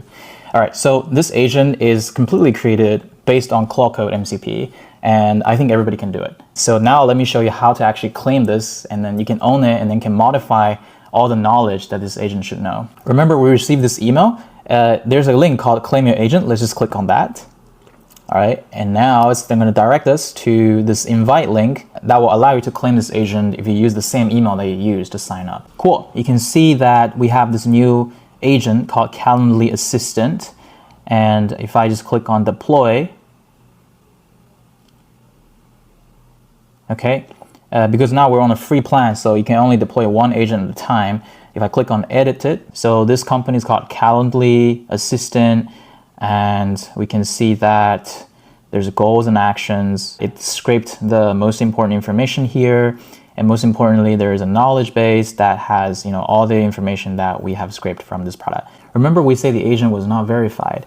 Now in the training page, you can click on the sandbox mode and then put in your website URL to confirm if your emails match with it. If it does, then it's going to verify it. If it does not, then your agent will remain unverified for security reasons. Now you might be wondering, where are the conversations? You just need to move to inbox and click on it. You can see the entire conversations that we had between the clients and the agent. And what you can do is you can create a lead from this conversation by clicking on the button. So what it's doing is that it's processing this entire conversation, identifying if they're looking for any products or trying to book a call with someone. And then eventually you will be able to turn it into a structured lead. Imagine it could do this in batches, right? If you have like 700, 800 inbounds of inquiries over a month, then you might be leaking some potential customers by not replying to them promptly. With this product, you'll just be able to handle it without much of a concern, okay? So now it's almost done. Okay, you can click on create view lead. You can see leads hub for the entire conversation. In the to-do, you can see that the customer was trying to book a call with us. If you cross it out, you can see this customer is potentially a enterprise customization client, so you capture that the value is about 15K. So this was a quick demo of how you would use Claude Code MCP to build an agent for your business or for your product immediately. If you are a developer, you might not only want to use MCP, but you want to perhaps set it up using APIs. Maybe you're building a SaaS product or an agency product that require a lot of back and forth conversations. And while you're building the website or updating your product in Cursor, in Lovable, in Claude Code, you might want to just have access to the API. All right, we also have that ready for you. You just need to come to Settings and API Access, and you will be able to create a new key here. Let's just say test key. That will expire in 30 days. Create the key, copy the key, click done, and then all you need to do is just use this curl. Let's just try it with a real terminal. I'm just going to copy this in and create this company, and now this API is going to create this agent for us. It says it's successful, and in this case, it should just be directly in your agent hub, because you're using the API keys. Okay, there we go. You have this entire agent here using the API. You don't even have to claim it, you just need to sign in first and then create the API key to use the API key to call the API. We're also able to allow you to create a web chat. So if you come to AI agent web chat, you can say, let's say Calendly, and then we can say create a widget, choose a different color, right? Put it at the bottom right of your screen. And then you can just test it right here. It's just like, hey, what is your service cost? Okay, same thing. You can also click on a WhatsApp to chat with the WhatsApp agent. So, this is the entire process of how you would use MCP server or APIs to create a sales representative agent for your business, for AI product, without much pain. And if you're curious about this, I would really appreciate it if you can come to our GitHub server and check out this documentation. And if you really like this product or you just want to support me, give us a star or fork our repo and download our MCP server on here. Everybody will get 100 free credits, meaning 100 free AI generated responses for your clients. And I would love to hear any feedback and happy to chat more. Oh, also like this video, subscribe if you can. And we have our Discord server down below in the link. Happy to discuss more in our channel on Discord. Thank you so much and have a great day. Hey everyone, this is Sean. So today we're going to go through probably the biggest buzzwords in AI agent system recently. Agent harness, loop engineering, LLM ops, which stands for large language models operations, eval, which stands for evaluation system for AI agents.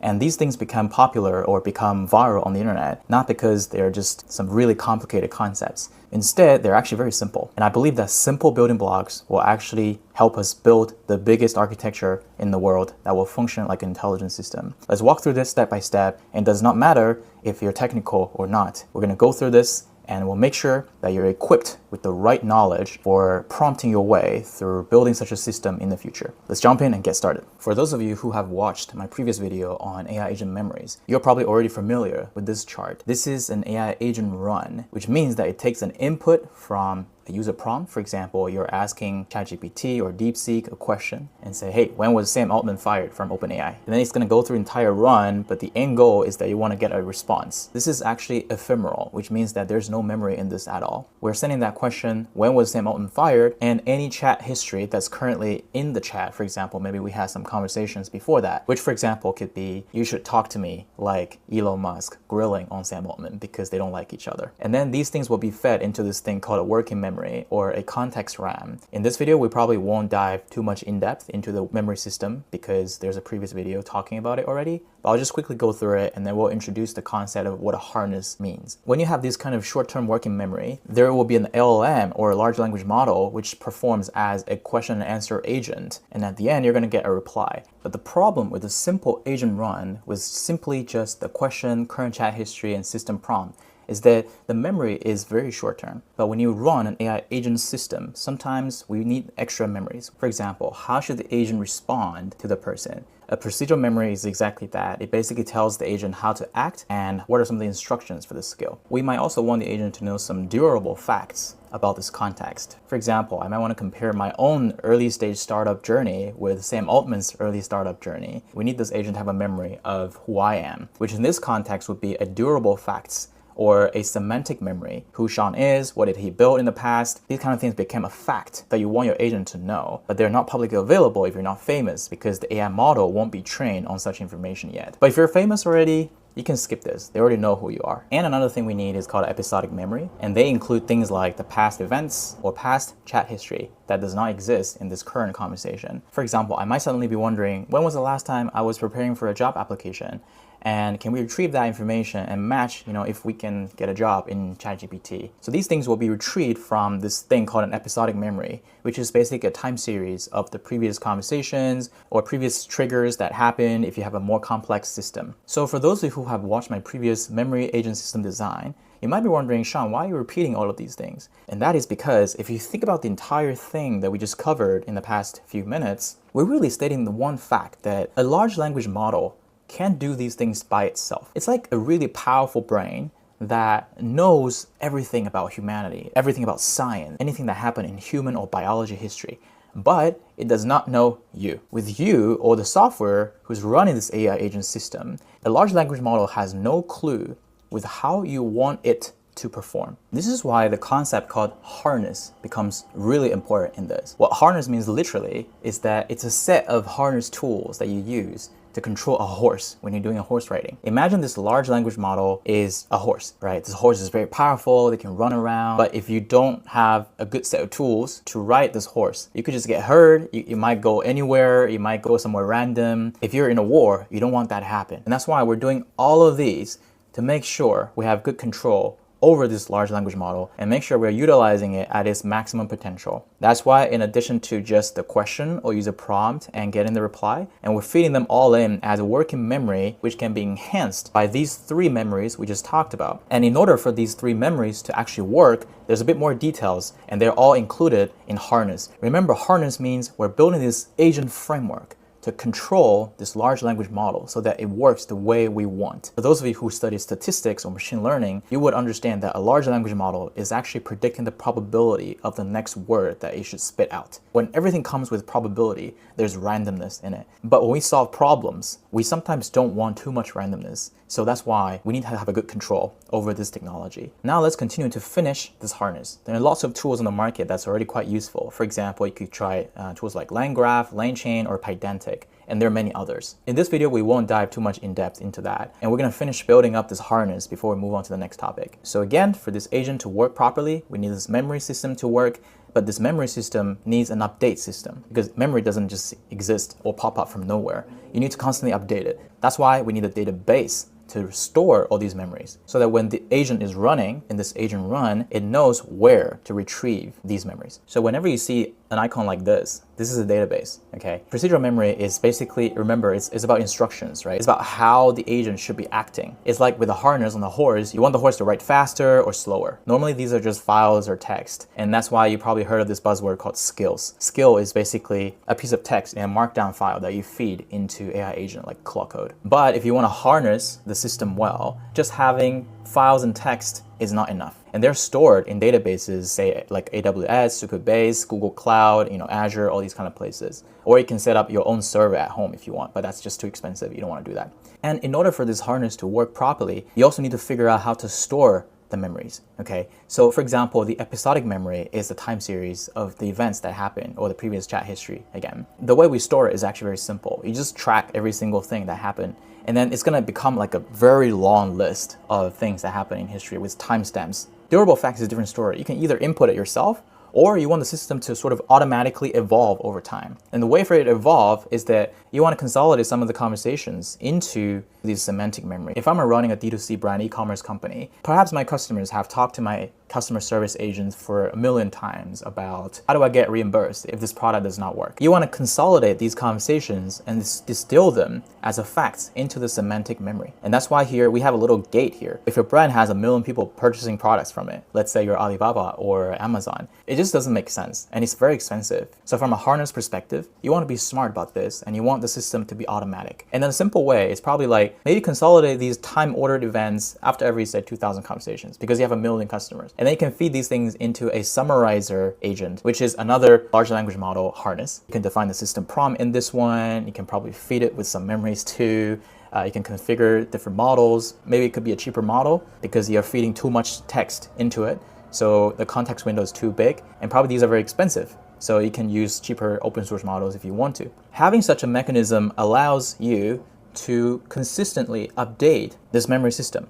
The data should be coming from the previous large language model replies. Again, let's review how this harness works. A user sent a prompt where in one agent runtime with the current chat history and how the agent should be performing, the system prompt, we're preparing a working memory for this AI agent to be able to answer a question.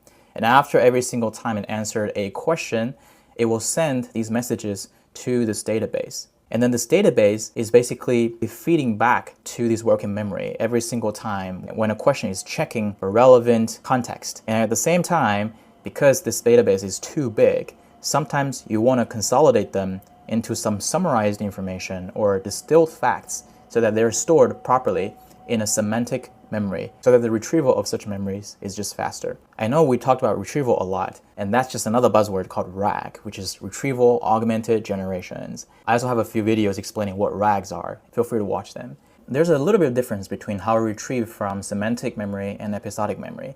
For semantic memory, it's just RAGs because these are just facts and text or files, right? But then for episodic memory, remember this is a time series. Let's say we're still in this e-commerce store, right? The user question could be like, what were the previous 10 conversations that we had with this specific customer from the US? And then you might just need a SQL query to query something that's pretty recent from this episodic memory. But if your question is like, what were my previous 20 conversations that have customer complaints on the quality of the products and our agent did not successfully resolve? With such a question, you not only need a SQL query, which is just capturing the dated events in a data table, you also want to do some semantic search. And that's why here RAG is important because it's checking for relevant information for you. You don't want the entire 2,000 messages. You want that 20 messages out of these 2,000 that are exactly relevant to what you want. And because these complaints are in text, we need to do some retrieval augmented generation to match the semantic meanings between text and the user prompt so that you're fetching the right context for the working memory. By now, this is probably a fast walkthrough of the memory system again, but we're just thinking about it from a harness perspective in this video. And remember, for harness, we're training this horse of LLM to run autonomously without having too much randomness, okay? There's another piece of it that's quite important, which is the agent might not only just read the memory, it might also do some tasks or call some tools. When an agent calls tools, it might not necessarily be just one-time call. It could be multiple times of calls. For instance, let's say this AI agent has a bunch of agentic tools such as help me schedule a meeting, help me read or write my customer relationship data from the CRM system, or help me fetch the payment information, say from Stripe or Alipay. And here's something we should be careful about. If we give this horse or this LLM technology full power, it could just continuously do this forever, right? Or it might not even know what's the right time to stop or what is the right tool calls it should make. When is the endpoint to decide, okay, this response is good enough, let's move on to reply. That's why we have this mechanism called end loop guardrails. Yes, now we're talking about loop engineering, one of the biggest buzzwords in the recent few months. A loop is part of harness. Why? Because a loop is also helping us to control this technology to make sure it runs the way we want it to run. An example that could be helpful for you is that, let's say the custom prompt is help me find out what customers are complaining about our products. What are some of the follow-ups we could do in order to win them back? And if they're asking for reimbursement, have we done the reimbursement or not? If not, can we do that? This is probably a series of questions, but sometimes we just dump all of these things into AI agent, okay? And after you have this prompt, this LLM agent needs to decide, okay, what are some of the tools that could be helpful for me to finish this task? Loop here is basically an architectural thinking of when is good enough so that we stop and give the user or the business owner a reply, okay? So what might happen here is that the LLM agent is doing a bunch of tool calls, it's doing some thinking, it's saying, let me read from our customer relationship management tool like Salesforce, HubSpot, or Automatus. And then it's going to find out, okay, there were 30 customer complaints in the past 2 months. 12 of them have got reimbursement, the other 8 have not got reimbursement. So after the first initial fetch, it's probably responded to the AI agent, right? And the agent will be probably thinking, okay, the task or the ask is that can we follow up with some of those who did not get the reimbursement, right? So, and then it probably like just make another tool calls and be like, hey, let's schedule a meeting with those customers who did not get a reimbursement, which are the 8 of them. If we go a little bit more advanced, we even just use the reimbursement trigger on Stripe or Alipay to refund the customer. Can you see that this is a loop until we finish the task? But of course, this is like a case-by-case situation. It really depends on what your task is, how you built the system. So there's no one solution fits all. Here, I'm just explaining what a loop is. The very, very essential part of this loop is that it needs to know when it should stop. That's why we need this end loop guardrails. The guardrails could just simply be the task is done. And perhaps when the agent was doing the planning, it should confirm with the user, what is a good ending point? It might clarify with you, is this what you want? Reimbursing the other 8 people, or should I just tell you who they are and then you will follow up later? Right? These are 2 different decisions you can make. And after you make, you're basically telling the agent loop that there's an ending scenario. Another good example I saw today is that, when you're doing coding and Claude Code can just always pop up some windows and ask you for permissions, right? So a good way to use a loop engineering here is that you can set up a loop or set up a hook in Claude Code and telling it that you should always send me a notification on my laptop if you are pending on some permissions from me. Otherwise, if I'm watching YouTube and then when I come back 30 minutes later, I realize that Claude Code is stuck in that one permission like 25 minutes ago, that would be a waste of my time, okay? So you can set up a loop like this to make sure that there's a way to send you notification pop-ups so that you know the loop has ended or it needs your input again. Are you guys still with me? Good. So by far, we have covered AI agent run with a memory system, with a loop engineering around the large language model agent, which has a trigger to end the loop so that it sends a reply to the user. And basically this whole thing is an AI agent harness system. What's next is one of the other biggest buzzwords that Y Combinator always mentions, which is eval or LLM ops. Let's jump into it. But firstly, I want you to understand, why do we need LLM ops here? Let's still look at the left-hand side with this harness system. The biggest problem here is that we don't know how well it's performing. And that's why we need a feedback loop to help us understand, is this agent actually performing properly, right, for my business or for my use case? And can I continuously get feedback on how do we fix it and actually fix it ourselves, okay? And when we say fix it, a simple way to understand it is that, can we have a better system prompt? Can we have a better large language model configurations? Is there something we should change for how we retrieve the AI agent memories? These are kind of things that we can continue to iterate. But in order to iterate, to make sure this system runs properly, we need a way to evaluate it, diagnose problems, solve the problems until it's a healthy and well-performing system. And that is called Large Language Model Operations System, LLM Ops. So again, in order to understand this properly, we need to come back to what an agent run is. So an agent run, you can simply understand it as a user question is sent to a large language model and then you get a reply. That is one agent run. But in this agent run, the agent tool calling could happen multiple times. That does not matter, right? We're just talking about from a user input to a response from agent perspective. That's one agent run. And then we're going to introduce this system called a tracing system.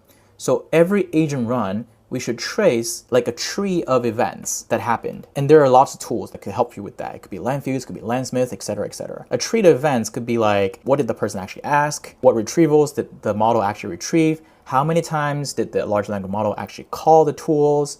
And how was the tool usage? How was the response time, right? How long did it take for this entire system to run, for checking latencies? And how many tokens have we used when we do these tool calls, agent run, doing this retrieval augmented generation, these kind of things. So trace is helping us to track events, basically. And that's the first step. This is the step first to collect data. And these data will be used for the following two purposes. Was it a good system run?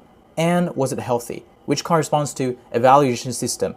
We can probably use large language model as a judge here to give us a score on how well it performed. For example, if the task had something to do with scheduling meetings, did the meeting actually trigger? How long was the response for an agent to reply to a question? Was it 20 seconds or was it 2 milliseconds? And also things like how many tokens have we used? These two are basically in the same system. You can write it as deterministic code, you can use an AI agent to do it, but this is like part of the procedure, which is helping us to understand, was this a healthy system and was it a good system? And after that, we're gonna diagnose, okay, where and why something was broken. For example, the meeting scheduling event was never triggered. Why was that, right? We want to understand why was that. And we could probably feed that into a coding agent in Claude to sort of deep dive into it. Or, if the latency is 20 seconds instead of 2 milliseconds, something's wrong. Maybe one of the tool call is taking too much time. Maybe the working memory is too large, so that the response time for a large language model to a memory retrieval is just taking too much time. Maybe not every single question requires a retrieval from all these gigantic memory system. Maybe you're just asking a simple question, be like, when was my birthday? When was OpenAI started? And these kind of information, you probably don't need to do a ton of retrieval. The model itself already knows. So you basically want this system to provide a dashboard for you to understand the metrics.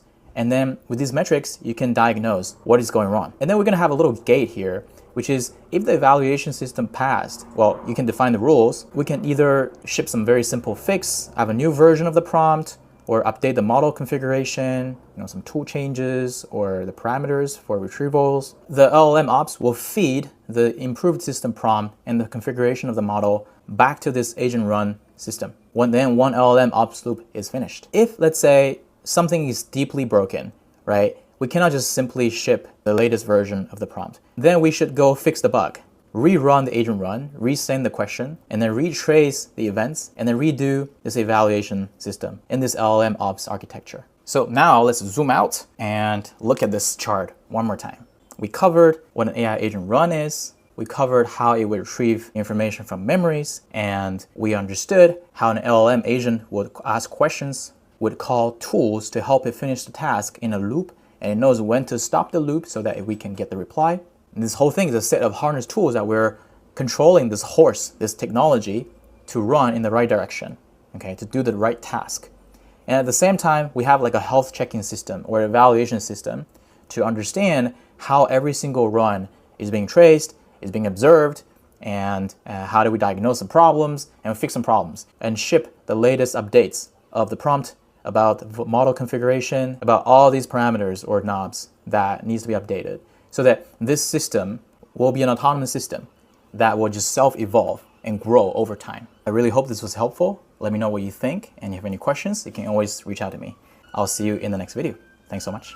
Hi everyone, this is Sean. So today we're going to walk through Hermes Agent Harness and its loop engineering system. This is one of the most popular harness agent system right now, and it's an open source project. If you check their GitHub, they've got more than 200,000 stars in a very short period of time. So it's basically a self-improving AI agent built by this research lab called New Research, and it's a built-in learning loop. It creates its own skills from experience instead of you telling the AI, like Claude Code, to make skills. And then it also improves over time when you keep using it because it persistently stores knowledge in your local machine, like your MacBook. But anyways, this is all the buzzwords. We're going to jump into this Hermes agent system design like usual. We're going to test it as well using their desktop app. Just give you a quick example. It's like a Claude Code, right? You can see that it was thinking and then it answered me in like a Pikachu style. It said, Pikapi, just hang out in my directory because it's literally a bot living in my local machine files. What we're building, fixing today, Pika Pika. And also you can interact with it on WhatsApp and then just say, good morning.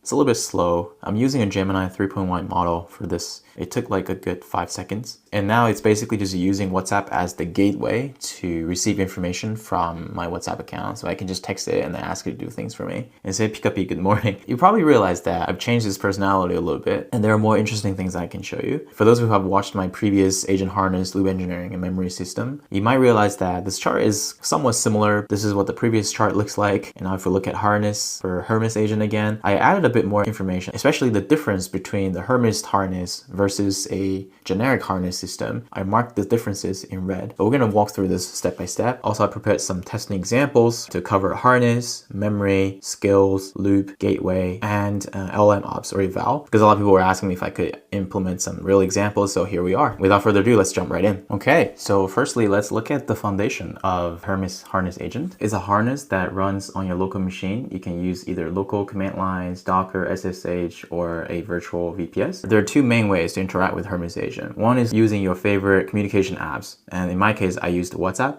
Or you can just use their desktop app with the Hermes agent. So you can come to Hermes official website, hermes-agent.newresearch.com, and just click on download for Mac OS. Or you can click on Windows over here to use the command line to install it. Essentially, it's still a chatbot, just like Claude Code. And you ask the question to either the communication app or the desktop version. It's very similar to OpenClaw, where you can use WhatsApp to control it. So after users send the prompt user prompt with the current chat history and the system prompt will be fed into a working memory. And then this LLM agent is basically the Hermes agent that will be answering your question. And it will be using a loop engineering over here to call up some tools that are only on Hermes. And eventually, after it finishes the task, it's going to end the loop and then send the user a reply. Just literally sending a question throughout this entire ephemeral agent run and then get the user reply. Just like my Hermes was greeting me like a Pikachu. And by the way, how did this happen? Right? I'll show you right now. So the system prompt for Hermes is interesting. It's called soul.md.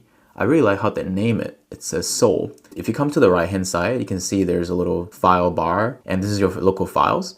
And you can go find out there's a .hermes folder. And we open that.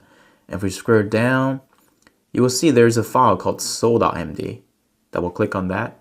And you can edit this yourself, right? But since I've already edited it, after you edit anything, you can just click on save. I basically say you talk like Pikachu. Every reply starts and ends with Pika, Pika, Pika P. If you're excited, say Pika P with the lightning. If you're sad, say quiet Pika. I'm pretty sure you can do something similar in Claude Code for this. In Claude Code, something similar will be in Customize, General, and you can see there's an instruction for Claude. You can tell Claude to do certain things and not to do certain things. It's basically the system prompt used across the entire agent harness. If you didn't watch my previous video on harness and loop engineering, harness is basically a set of tools that allows you to control over this really powerful horse, which is the LLM itself. In our case, the LLM we're using is Gemini because I've got the Google credits. I don't want to burn my Anthropic credits, but feel free to use the Anthropic.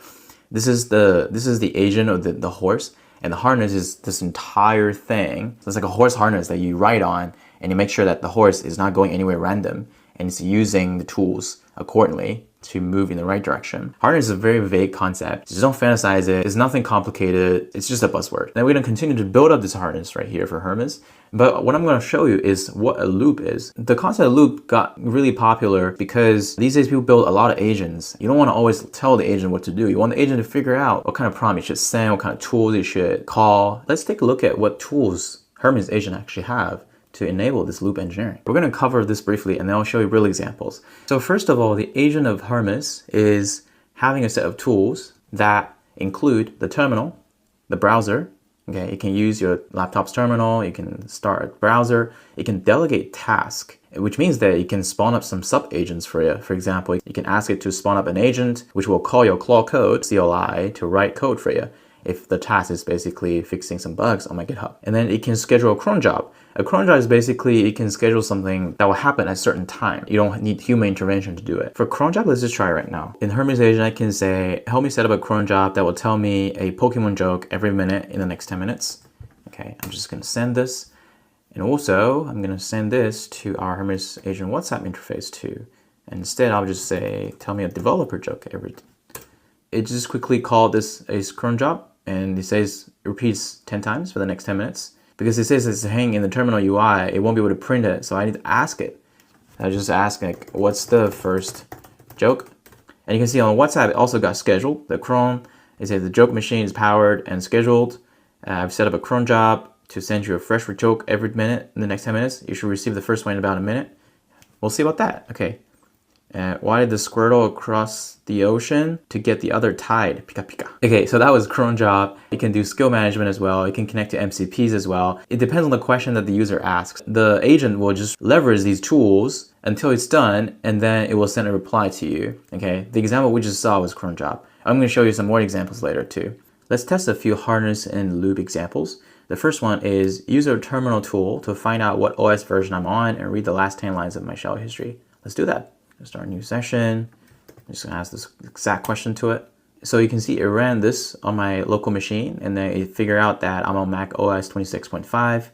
And the last 10 lines I used in shell history is basically text, get status, get status, get status. I always like to check get status. And here what happened was that it ran through this agent run, and then it called the terminal to do the task for me, which is checking what system I'm on. This is a very simple example, but you can do more crazy things. You can ask it to use the local machine terminal to do things for you. If you're using Clockcode, you're very familiar with this already, all right? There's nothing special about it. I'm just showing you the example that this is a harness and there's a loop, because after I fetched it, it will stop and tell me and reply to me. Let's look at the cron job as well.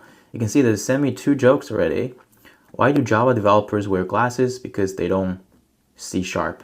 Pika pika, I would tell you a UDP joke, but I have absolutely no guarantee that you would get it. I'm not going to wait for acknowledgement anyways. Pika. Okay, this one I didn't get it. So one more example. Browse the YouTube channel, Sean's AI Stories. Title plus views, my last videos. Create new video titles for this current video I am filming. So here we're asking it to use the browser basically. Okay, you can see that it started doing the searching. All these things already exist on Clockcode. I'm just explaining it from a system design perspective and showing you examples, okay? And then also I will show you what's the difference between Hermes and Clockcode. So please bear with me. All right, so I need to run a Python script. So you can see it also use some clicking tools. Oh, there's an error. The website was wrong. Try this new one. It saved a little memory here, okay? It said user profile updated. This is something I'm gonna cover in a bit, but spoiler alert, Hermes agent will save agent memories by itself. It's basically in your local files too. If you come here within the Hermes folder, if you scroll down in memories, you can see there's a memory.md. If we double click on that, it's stored YouTube here, YouTube scraping quirk. So because it realized that it had a mistake, so it updated itself with the memory. This is a self-iterating process of this harness. Good, so it read my previous YouTube titles. It realized that I've got this video that's got 100,000 views. And since I'm filming a new video now, it gave me some new titles. So what happened here was the user, which is me, who asked the question through the desktop. And then it went through this agent run, and then this agent harness Gemini that I'm using was basically calling the browser right here to search up my YouTube channel. And then it came back and said, hey, I didn't find anything. So it basically stopped. There's an and loop guardrail. The guardrail stopped and said, I didn't find anything. So I realized that, okay, the previous URL was wrong. So I input it again. It called the browser again. And it also called the terminal to run some Python script because it needed to do some task. And eventually it came back with the answer. There's a mechanism that says, okay, end the loop, no more tool calls, and then send the answer. These are 2 quick examples of what a harness loop engineering is. You see, you're already using it every single day. It's nothing fancy. So don't get overwhelmed next time when you hear these terms. It's just a buzzword. So what happened just now was this memory.md that we saw regarding YouTube memory. Hermes agent, after or during the agent run, it's gonna start to create its own skill.md and memory.md, depending on if it's feeding into the procedure memory or if it's feeding into the semantic memory. And we should add one more arrow here, basically. So essentially, the way that Hermes agent works is that it's storing its own skills and memories completely locally. Nothing's stored on the cloud. It has its own self-improving loop. Every time when it realizes that something is a mistake that you should learn from, or it's a repeated task, it will start to summarize, okay, here's some new memories I should know for the future in order to serve this user well. It started to save these files into these 2 chunks of memory system. The first one is called procedure memory. It's basically how you act, how the horse agent should be acting. And it's usually saved in this directory called Hermes skills, skill.md. Hermes skills and any of these, okay? Autonomous AI agent, Clockcode. There's a skill for how Hermes will use Clockcode here. So it will basically delegate any coding to Clockcode CLI, shows exactly how you should do it, like install Claude, run it, and do the authentication and all these kind of things. And then what we just saw earlier was memories. The memory.md is saving the semantic memory, which are some durable facts or things related to the user profile. So if the user has a habit or has some important facts or information you should remember, then it will be saved in the memory.md. And what's interesting is that for Hermes, instead of doing the embeddings, it's actually just using plain text. Okay, it's using the Topk keyword instead of doing the embedding or the RAG system. It's very interesting because I'm not too sure why, but it's just doing text. So remember that we say the agent run is ephemeral. Now that with the working memory to be fed into the agent for all the loop engineering, which includes procedure memory, semantic memory, and later we'll cover episodic memory, this will become a more complete memory system that will feed into the agent runs, which is making the harness more elegant. And the third pillar that we haven't covered is called episodic memory. It's basically the chat history or some dated events. It can be racked or SQL'd into the working memory. After every agent run, the information will flow into the episodic memory. What's different in Hermes is that the data is not saved in the cloud. It's saved in this place called state.db. Again, let's come back here. On the right-hand side bar, if we again open Hermes folder, scroll down, you can see at the end there's a state.db.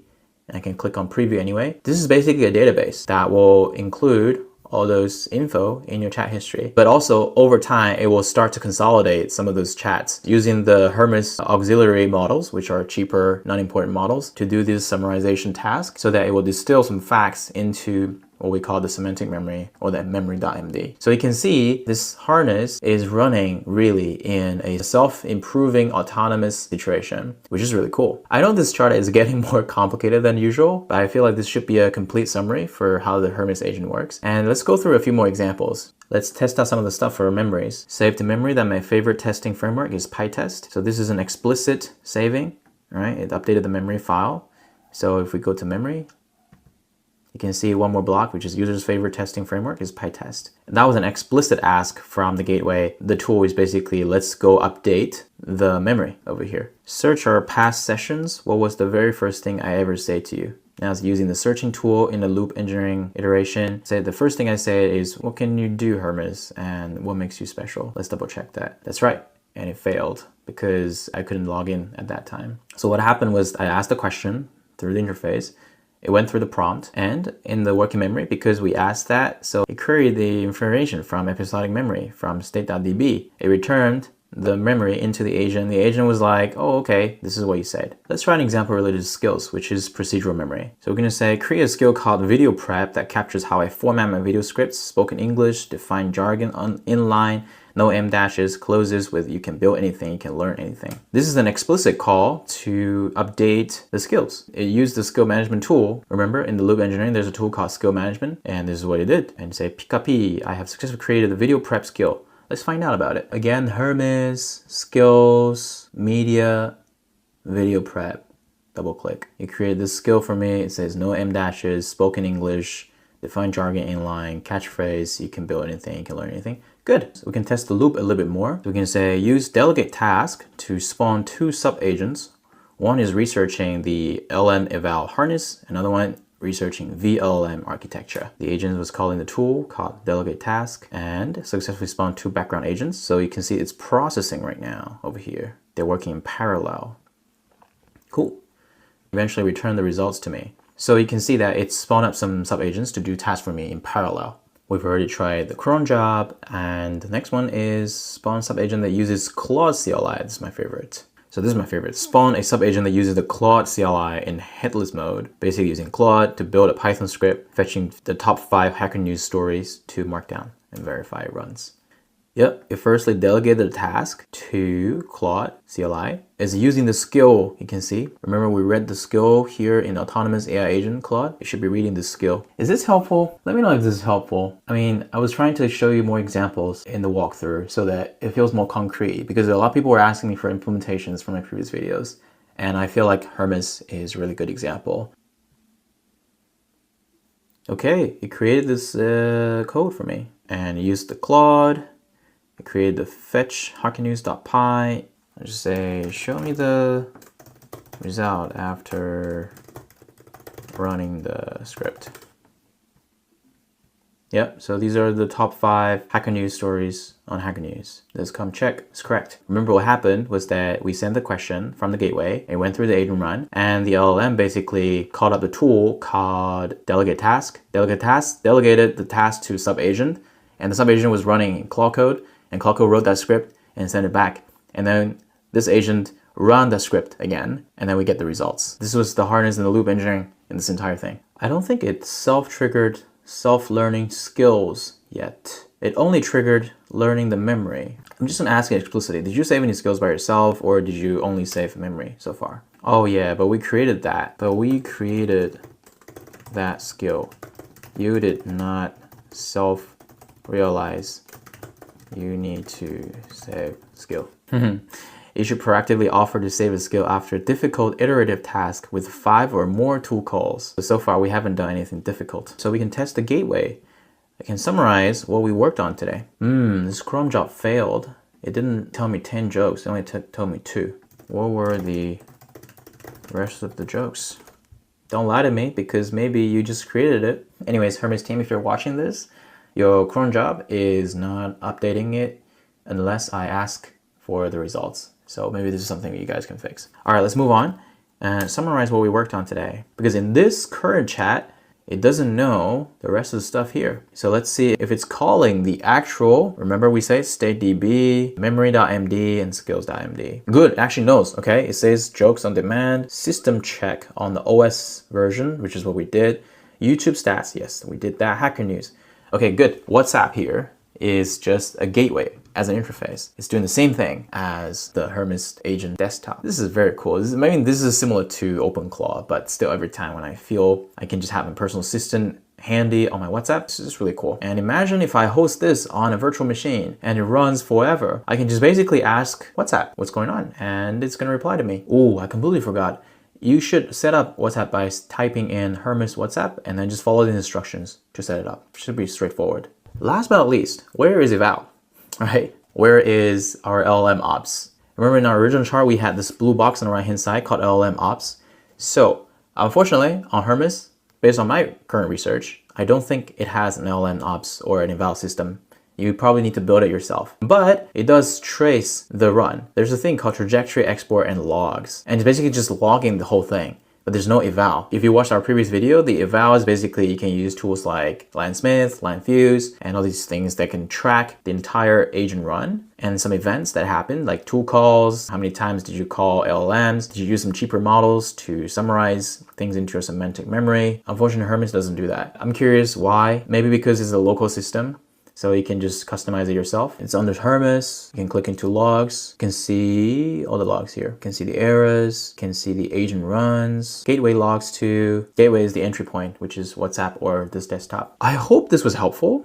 I think there's quite a huge amount of work that we covered today, which are exactly what Claude Code can already do, or OpenClaw can already do. I feel that what makes Hermes special, at least compared to Claude Code, is that it's self-updating all these things locally. And maybe this is good for privacy reasons, because I don't see why we should not save it on the cloud. Other than that, everything else should be very similar, right? It runs the loop every time when the agent needs to do some task, kind of call all these tools, and you can even schedule a cron job. And then the memories and the skills are getting auto-updated into the procedure memory, semantic memory, and the state data will be saved into the episodic memory. So I would say this is a pretty standard harness for an agent implementation. Nothing too fancy, but I'm sure they did a ton of work. But I feel like this is a good example for how builders these days should be building products, because this is becoming a standard, right? Every AI agent tool should be self-improving and self-evolving, and depending on the user request, you can either keep it local, you can keep it on the cloud. That's up to you. I feel like the skill and memory accumulation is probably the most valuable thing in this, because the user kind of just over time get locked in and it remembers who I am, which is why like recently I don't switch to other AI anymore. I just use Claude Code. It has a semantic memory about who I am, my company information, Ultimanis, and what my style of building YouTube videos. But yeah, I think it's a cool framework. You guys should try it out. It's really fun. Cool. I hope this video was helpful. If you have any questions, please leave down a comment. And if you enjoyed it, please give me a like and subscribe. Let me know what else you would like to watch. I will see you next time. Thanks. Hey everyone, this is Sean. So today let's talk about loop versus graph engineering. Two biggest buzzwords in AI agent space recently. I am probably exactly like most of you guys, which is I don't know how to keep up with all of these new concepts, but I still find it very interesting because whenever a new concept becomes viral, usually I'm curious about what triggered it. What I find out is that this guy called Peter Steinberger, who's also the author of this little lobster, which is OpenClaw, said that are we still talking about loops or did we shift to graphs yet? And he posted this on July 18th, 2026, which is about 13 days ago. and he got 3 million views. And look at this first comment. It said, "Bro, stop. I am on vacation."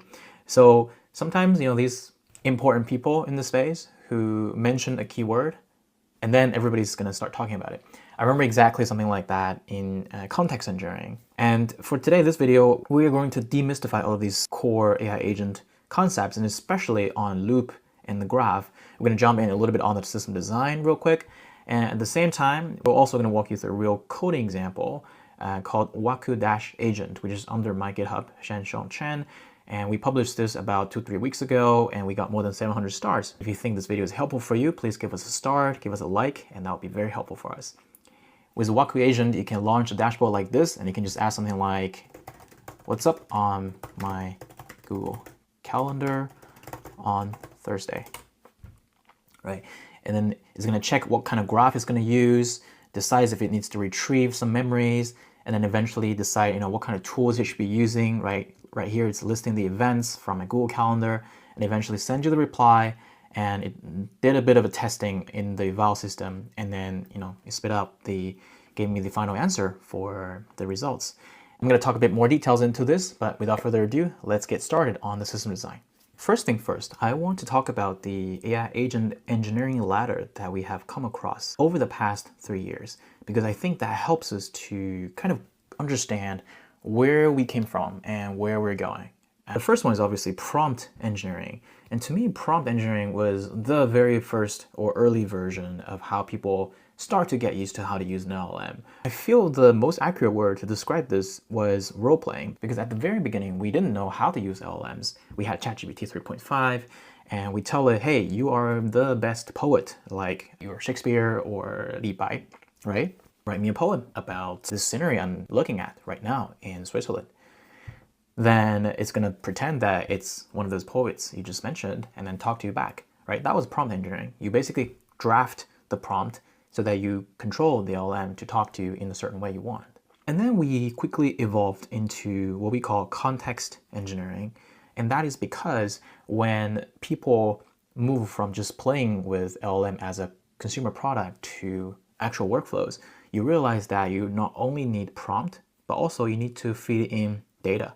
For example, if you build a customer service chatbot, or if you build a sales agent like Automanus, which is my company, you need to really think about how do you construct the context for the agent so that the agent will be able to talk to the clients on behalf of the businesses, right? So you not only will say, "Hey, you are the best salesperson in the world. You will talk in certain ways. Do not say certain things." You also need to feed in data such as what are some of the customer relationship data people already have on their Excel sheets, Google Sheets, CRM system, all these kind of things. And you need to really put them together and make sure that the agent can accurately be fed with the right information. So we moved from prompt to context very quickly to fix that problem. And then we moved on to skills, which I think is sort of teaching the AI what kind of procedure it should follow, right? It's a procedure following process. In AI Agent Harness, this is called procedural memory. It's a memory that you tell a kid, "Hey, when you walk home, walk on the right-hand side if you're in the US or in China, right? Walk on the left-hand side if you're in the UK or Japan." That is a procedural memory that you want a person or you want an LLM to remember, and there's no extra data. It's just fact that it should be doing when a certain situation happens. Okay, so why do we need skills? It's because that if you provide a lot of context to the AI, sometimes it can be a little repetitive. You don't want to always provide the same order to AI again and again and again. So having a skill to determine a workflow becomes really, really handy. Just like, for example, if you're coding on Claude Code, you don't want to explain to Claude that do not use emoji, do not use emoji, do not use emoji. Or I prefer to use emoji, use these emojis, don't use the brain emoji, I hate that, right? These kind of things you have to repeatedly tell the context, then it's becoming less convenient. So you can build up skill to make sure the LLM is following that procedure. Then it comes with loop. What does loop do? A loop is basically saying, hey, maybe sometimes you have a goal and you want to finish that goal, but we don't know the exact skills you should have to finish that goal. we might tell you, hey, there are a bunch of tools you can use, right? That's why Anthropic came up with MCPs. You can call your Google Calendar, you can call your Gmail's APIs, you can call your GitHub APIs. These tools become handy, and then you're telling the LLM, be like, okay, run a loop, know your goal, which is maybe help me fix this bug that the customer come up with. Run this loop, and here are a bunch of tools. Here's a web search tool, here's a bunch of API calls, here's a bunch of MCPs. Use them. Loop it until at some point you finish the goal, and that's the end of the iteration. And then the question comes, why do we need graph? What does graph do? Because graph technically is a procedure that is predetermined.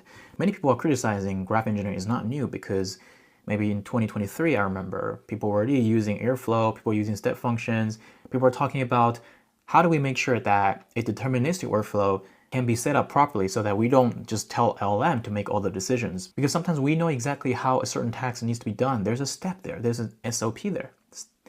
So to me, it kind of feels like, okay, we moved from skills, which is strict procedure following, to loops, which is, hey, agents, go figure it out yourself. To eventually we realize that, hey, we need a mixture of both. That, in my opinion, is graph. Okay. Technically, sometimes you should write the skill first. Okay. How do you cross the road? On what side do you walk in the pavement, depending on which country you're in? And how do you respond to a client? How do you respond to me when I'm coding with a coding agent, right? And then you should turn that into a graph. If you see that there's a lot of repetition in the workflows, especially if you're building a workflow for a corporate, right? If you're working in e-commerce, maybe you see exactly how your customer service should be answering questions related to logistics, to a refund, to check-in samples. You realize that you can really consolidate this into a graph when the workflow stops changing. Perhaps there's still part of the workflow that you need to use a loop, where the loop is basically doing this explorative work out there, right? It's probably doing a bunch of research for you. I think deep research is one of the early examples of a loop engineering workflow here, where you just say, hey, go crazy, just go search the internet, I want a report. These kind of work are less standardized, or it doesn't have an SOP in it. It's just about, I want more information, or I have a certain goal. Use the tools available to you to figure it out for me. It's quite different from graph, because sometimes we know exactly what tools they should be using to finalize a task for me. Okay guys, that was a conceptual walkthrough of this AI agent engineering ladder. Now let's take a look at what a loop and a graph look like. What a loop does is that it discovers what to do next. So maybe this is you, and you ask a question to an LLM, and the LLM is basically saying, hey, do I need to use any tools? If yes, choose a tool, run it, and check if it finished the task, come back to the LLM, and then loop it again and again and again. Until at some point, LLM is like, hey, we don't need a tool anymore. Let's reply to the user. Examples here could be like, you are trying to fix a bug on a pull request on GitHub. You basically ask Claude Code or Codex and be like, fix this bug, tell me when it's fixed. And it's gonna go ahead and then use a bunch of tools like web search, GitHub CLI, checking your Supabase, checking your AWS, checking your Google Cloud, all this kind of stuff. And then at the end saying, okay, we're done. Okay, and the bug is fixed because of ABCD. That is a loop. A graph, on the other hand, is somewhat similar, but it's not exactly the same. So you might have a standardized process every day and be like, oh, I want to understand how many people submitted pull requests overnight, and who are these guys who submitted some tasks.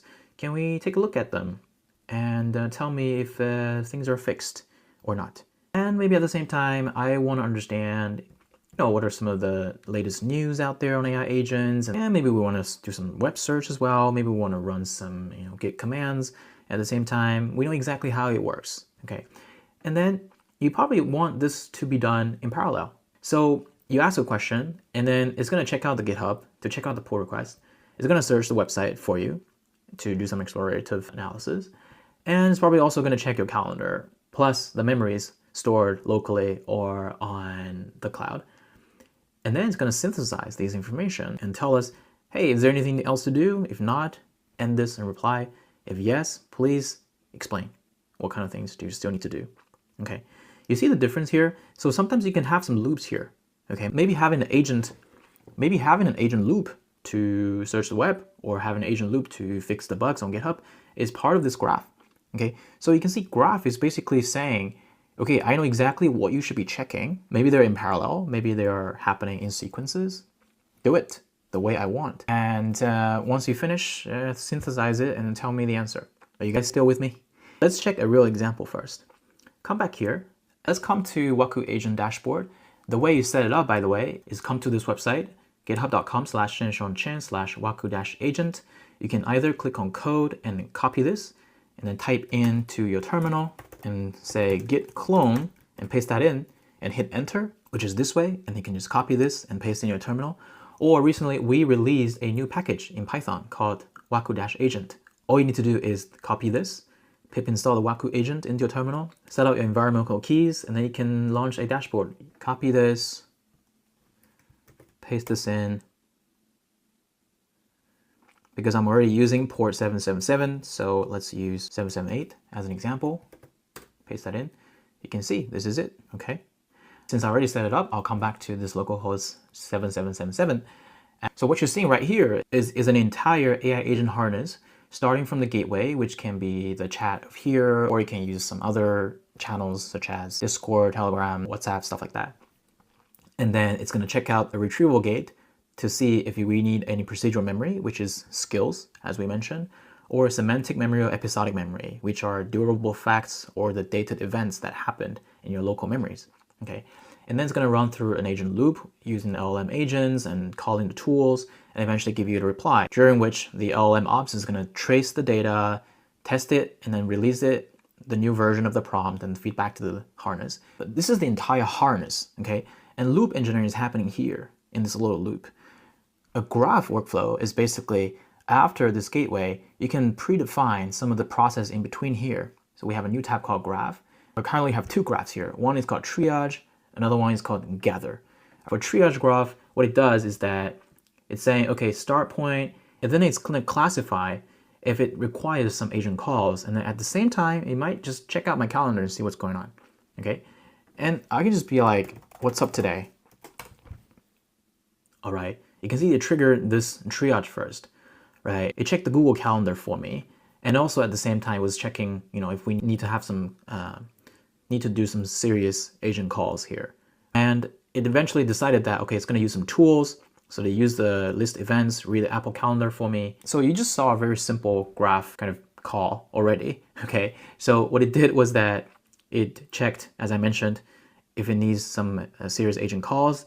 And in parallel, at the same time, it was already checking my calendar because I was asking what's up today. And then after that, I use this loop to call the tools like list events, read Apple Calendar, and all these kind of stuff, and then give me the reply, okay? But what if I need to test something else? So here in this local agent harness, what I recently updated is that you can very clearly mention the workflow you built. In the graph, we have gather. So you can clearly say /gather and then say, tell me what's up with Waku agent and any new PRs, any competitive projects. Let's see what happens. You see that it triggered this graph instead, okay? Let's come back to the overview. It's showing me that it was triggering this graph, and it used these tools simultaneously, and then it's synthesizing the answers for me. Okay, so what it did was that it gave me a morning brief on what kind of PRs are out there, and we have released a new package, which you can check in this GitHub. If you scroll down a little bit, we have released a new package for agent graphs recently, and also there are some PRs to be reviewed. Okay, let's come here. So if you click into pull request, you can see there are some PRs here for me to be reviewed. And for the web search, you can see that it researched about Harrison Chase published your harness, your memory, and your own videos in harness eval R ranking. Okay, it was doing the competitive research for me as well. All right, so you might be wondering, how did this work? If we come back to the tab for graph, you can see that we clearly defined two different use cases of graph. One is triage, another one is gather, and they have very specific ways of running the agents. And they both use loops, because when it does the web search, it needs to search for the information and come back to me, right? When it does the check calendar, it's going to check the calendar until it find out what's going on in my calendar and then come back to me. Okay, these things are all kind of intertwined in this agent harness system. So if we come back to the system design, there's something interesting I wanted to show you, which is how exactly did the workflow finish from the beginning to the end from a time usage and parallel processing perspective. For the loop, an agent loop, for example, web search, is going to decide what it's going to do first, right? It's going to check out my GitHub, calling tools one by one, right? Maybe after the first call, the agent decided, okay, we need to do one more call, and then it called it again. And then it checked the calendar, and then it synthesized the information for me. But in the graph example, which is this workflow for gathering information, it used multiple tools in parallel because we already told it you need these 4 tools, right? Maybe each one of them spent different amount of time. And it did the GitHub first, and the web search did the most amount of time. Calendar check and memory retrieval did the least amount of time because it's instant, or maybe because you did not need any memory retrieval at all. And then it's going to synthesize the information because it's got a lot of context at the same time. So you cannot say graph engineering is replacing loop engineering because they're coexisting. And you cannot say loop engineering or graph engineering is better than the other one because we need them in different use cases. A loop is something you need when the model decides what to call one step at a time. A graph is something like when you know the shape and you just want them to move together. Okay, it really depends on the situations you're building for. In your local files, we have a Waku folder, and then we have a graph folder. And within the graph folder, we have defined the graph engines, which is literally a graph. And you're going to add nodes, which in our case could be web search tools, could be agent calls, could be MCPs, anything, right? And then you're also defining edges, which is, okay, where do we go after using one tool, right? After the web search, do we go synthesizing or do we go somewhere else, right? Graph, we also defined nodes, which is basically saying what kind of things can be a node, right? Tool calls, LLM calls, agent calls, router, these kind of things. And then under this graph folder, we also have another folder called workflows. You can see we have triage here, right? Remember, triage was the chart we showed you, which is it's going to classify if it needs to use some complex models to do agent calls, or is it doing some calendar checking at the same time. These two things are happening in parallel at the same time. And the close is actually very simple. You define these functionalities to make sure that the triage graph is working properly with this predefined workflows, right? You add node when you need to add more tools. You add edges by defining the initial prompt from start can go to either classify or check calendar at the same time. If we check out the gather tool as well, remember it's a similar thing as our previous chart. You can scan the GitHub, website, check calendar, memory, okay? GitHub, website, calendar, memory. These are all the nodes. And after that, you synthesize it, and then you decide if we should return the answer. Obviously, we're doing the same thing. We're building the graph here, right? We're adding these nodes, and we are adding those edges too.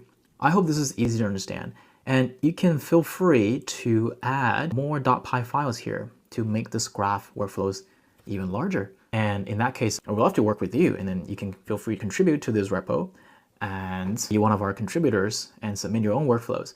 Because once you submit your own workflows and it's approved, it will be available here.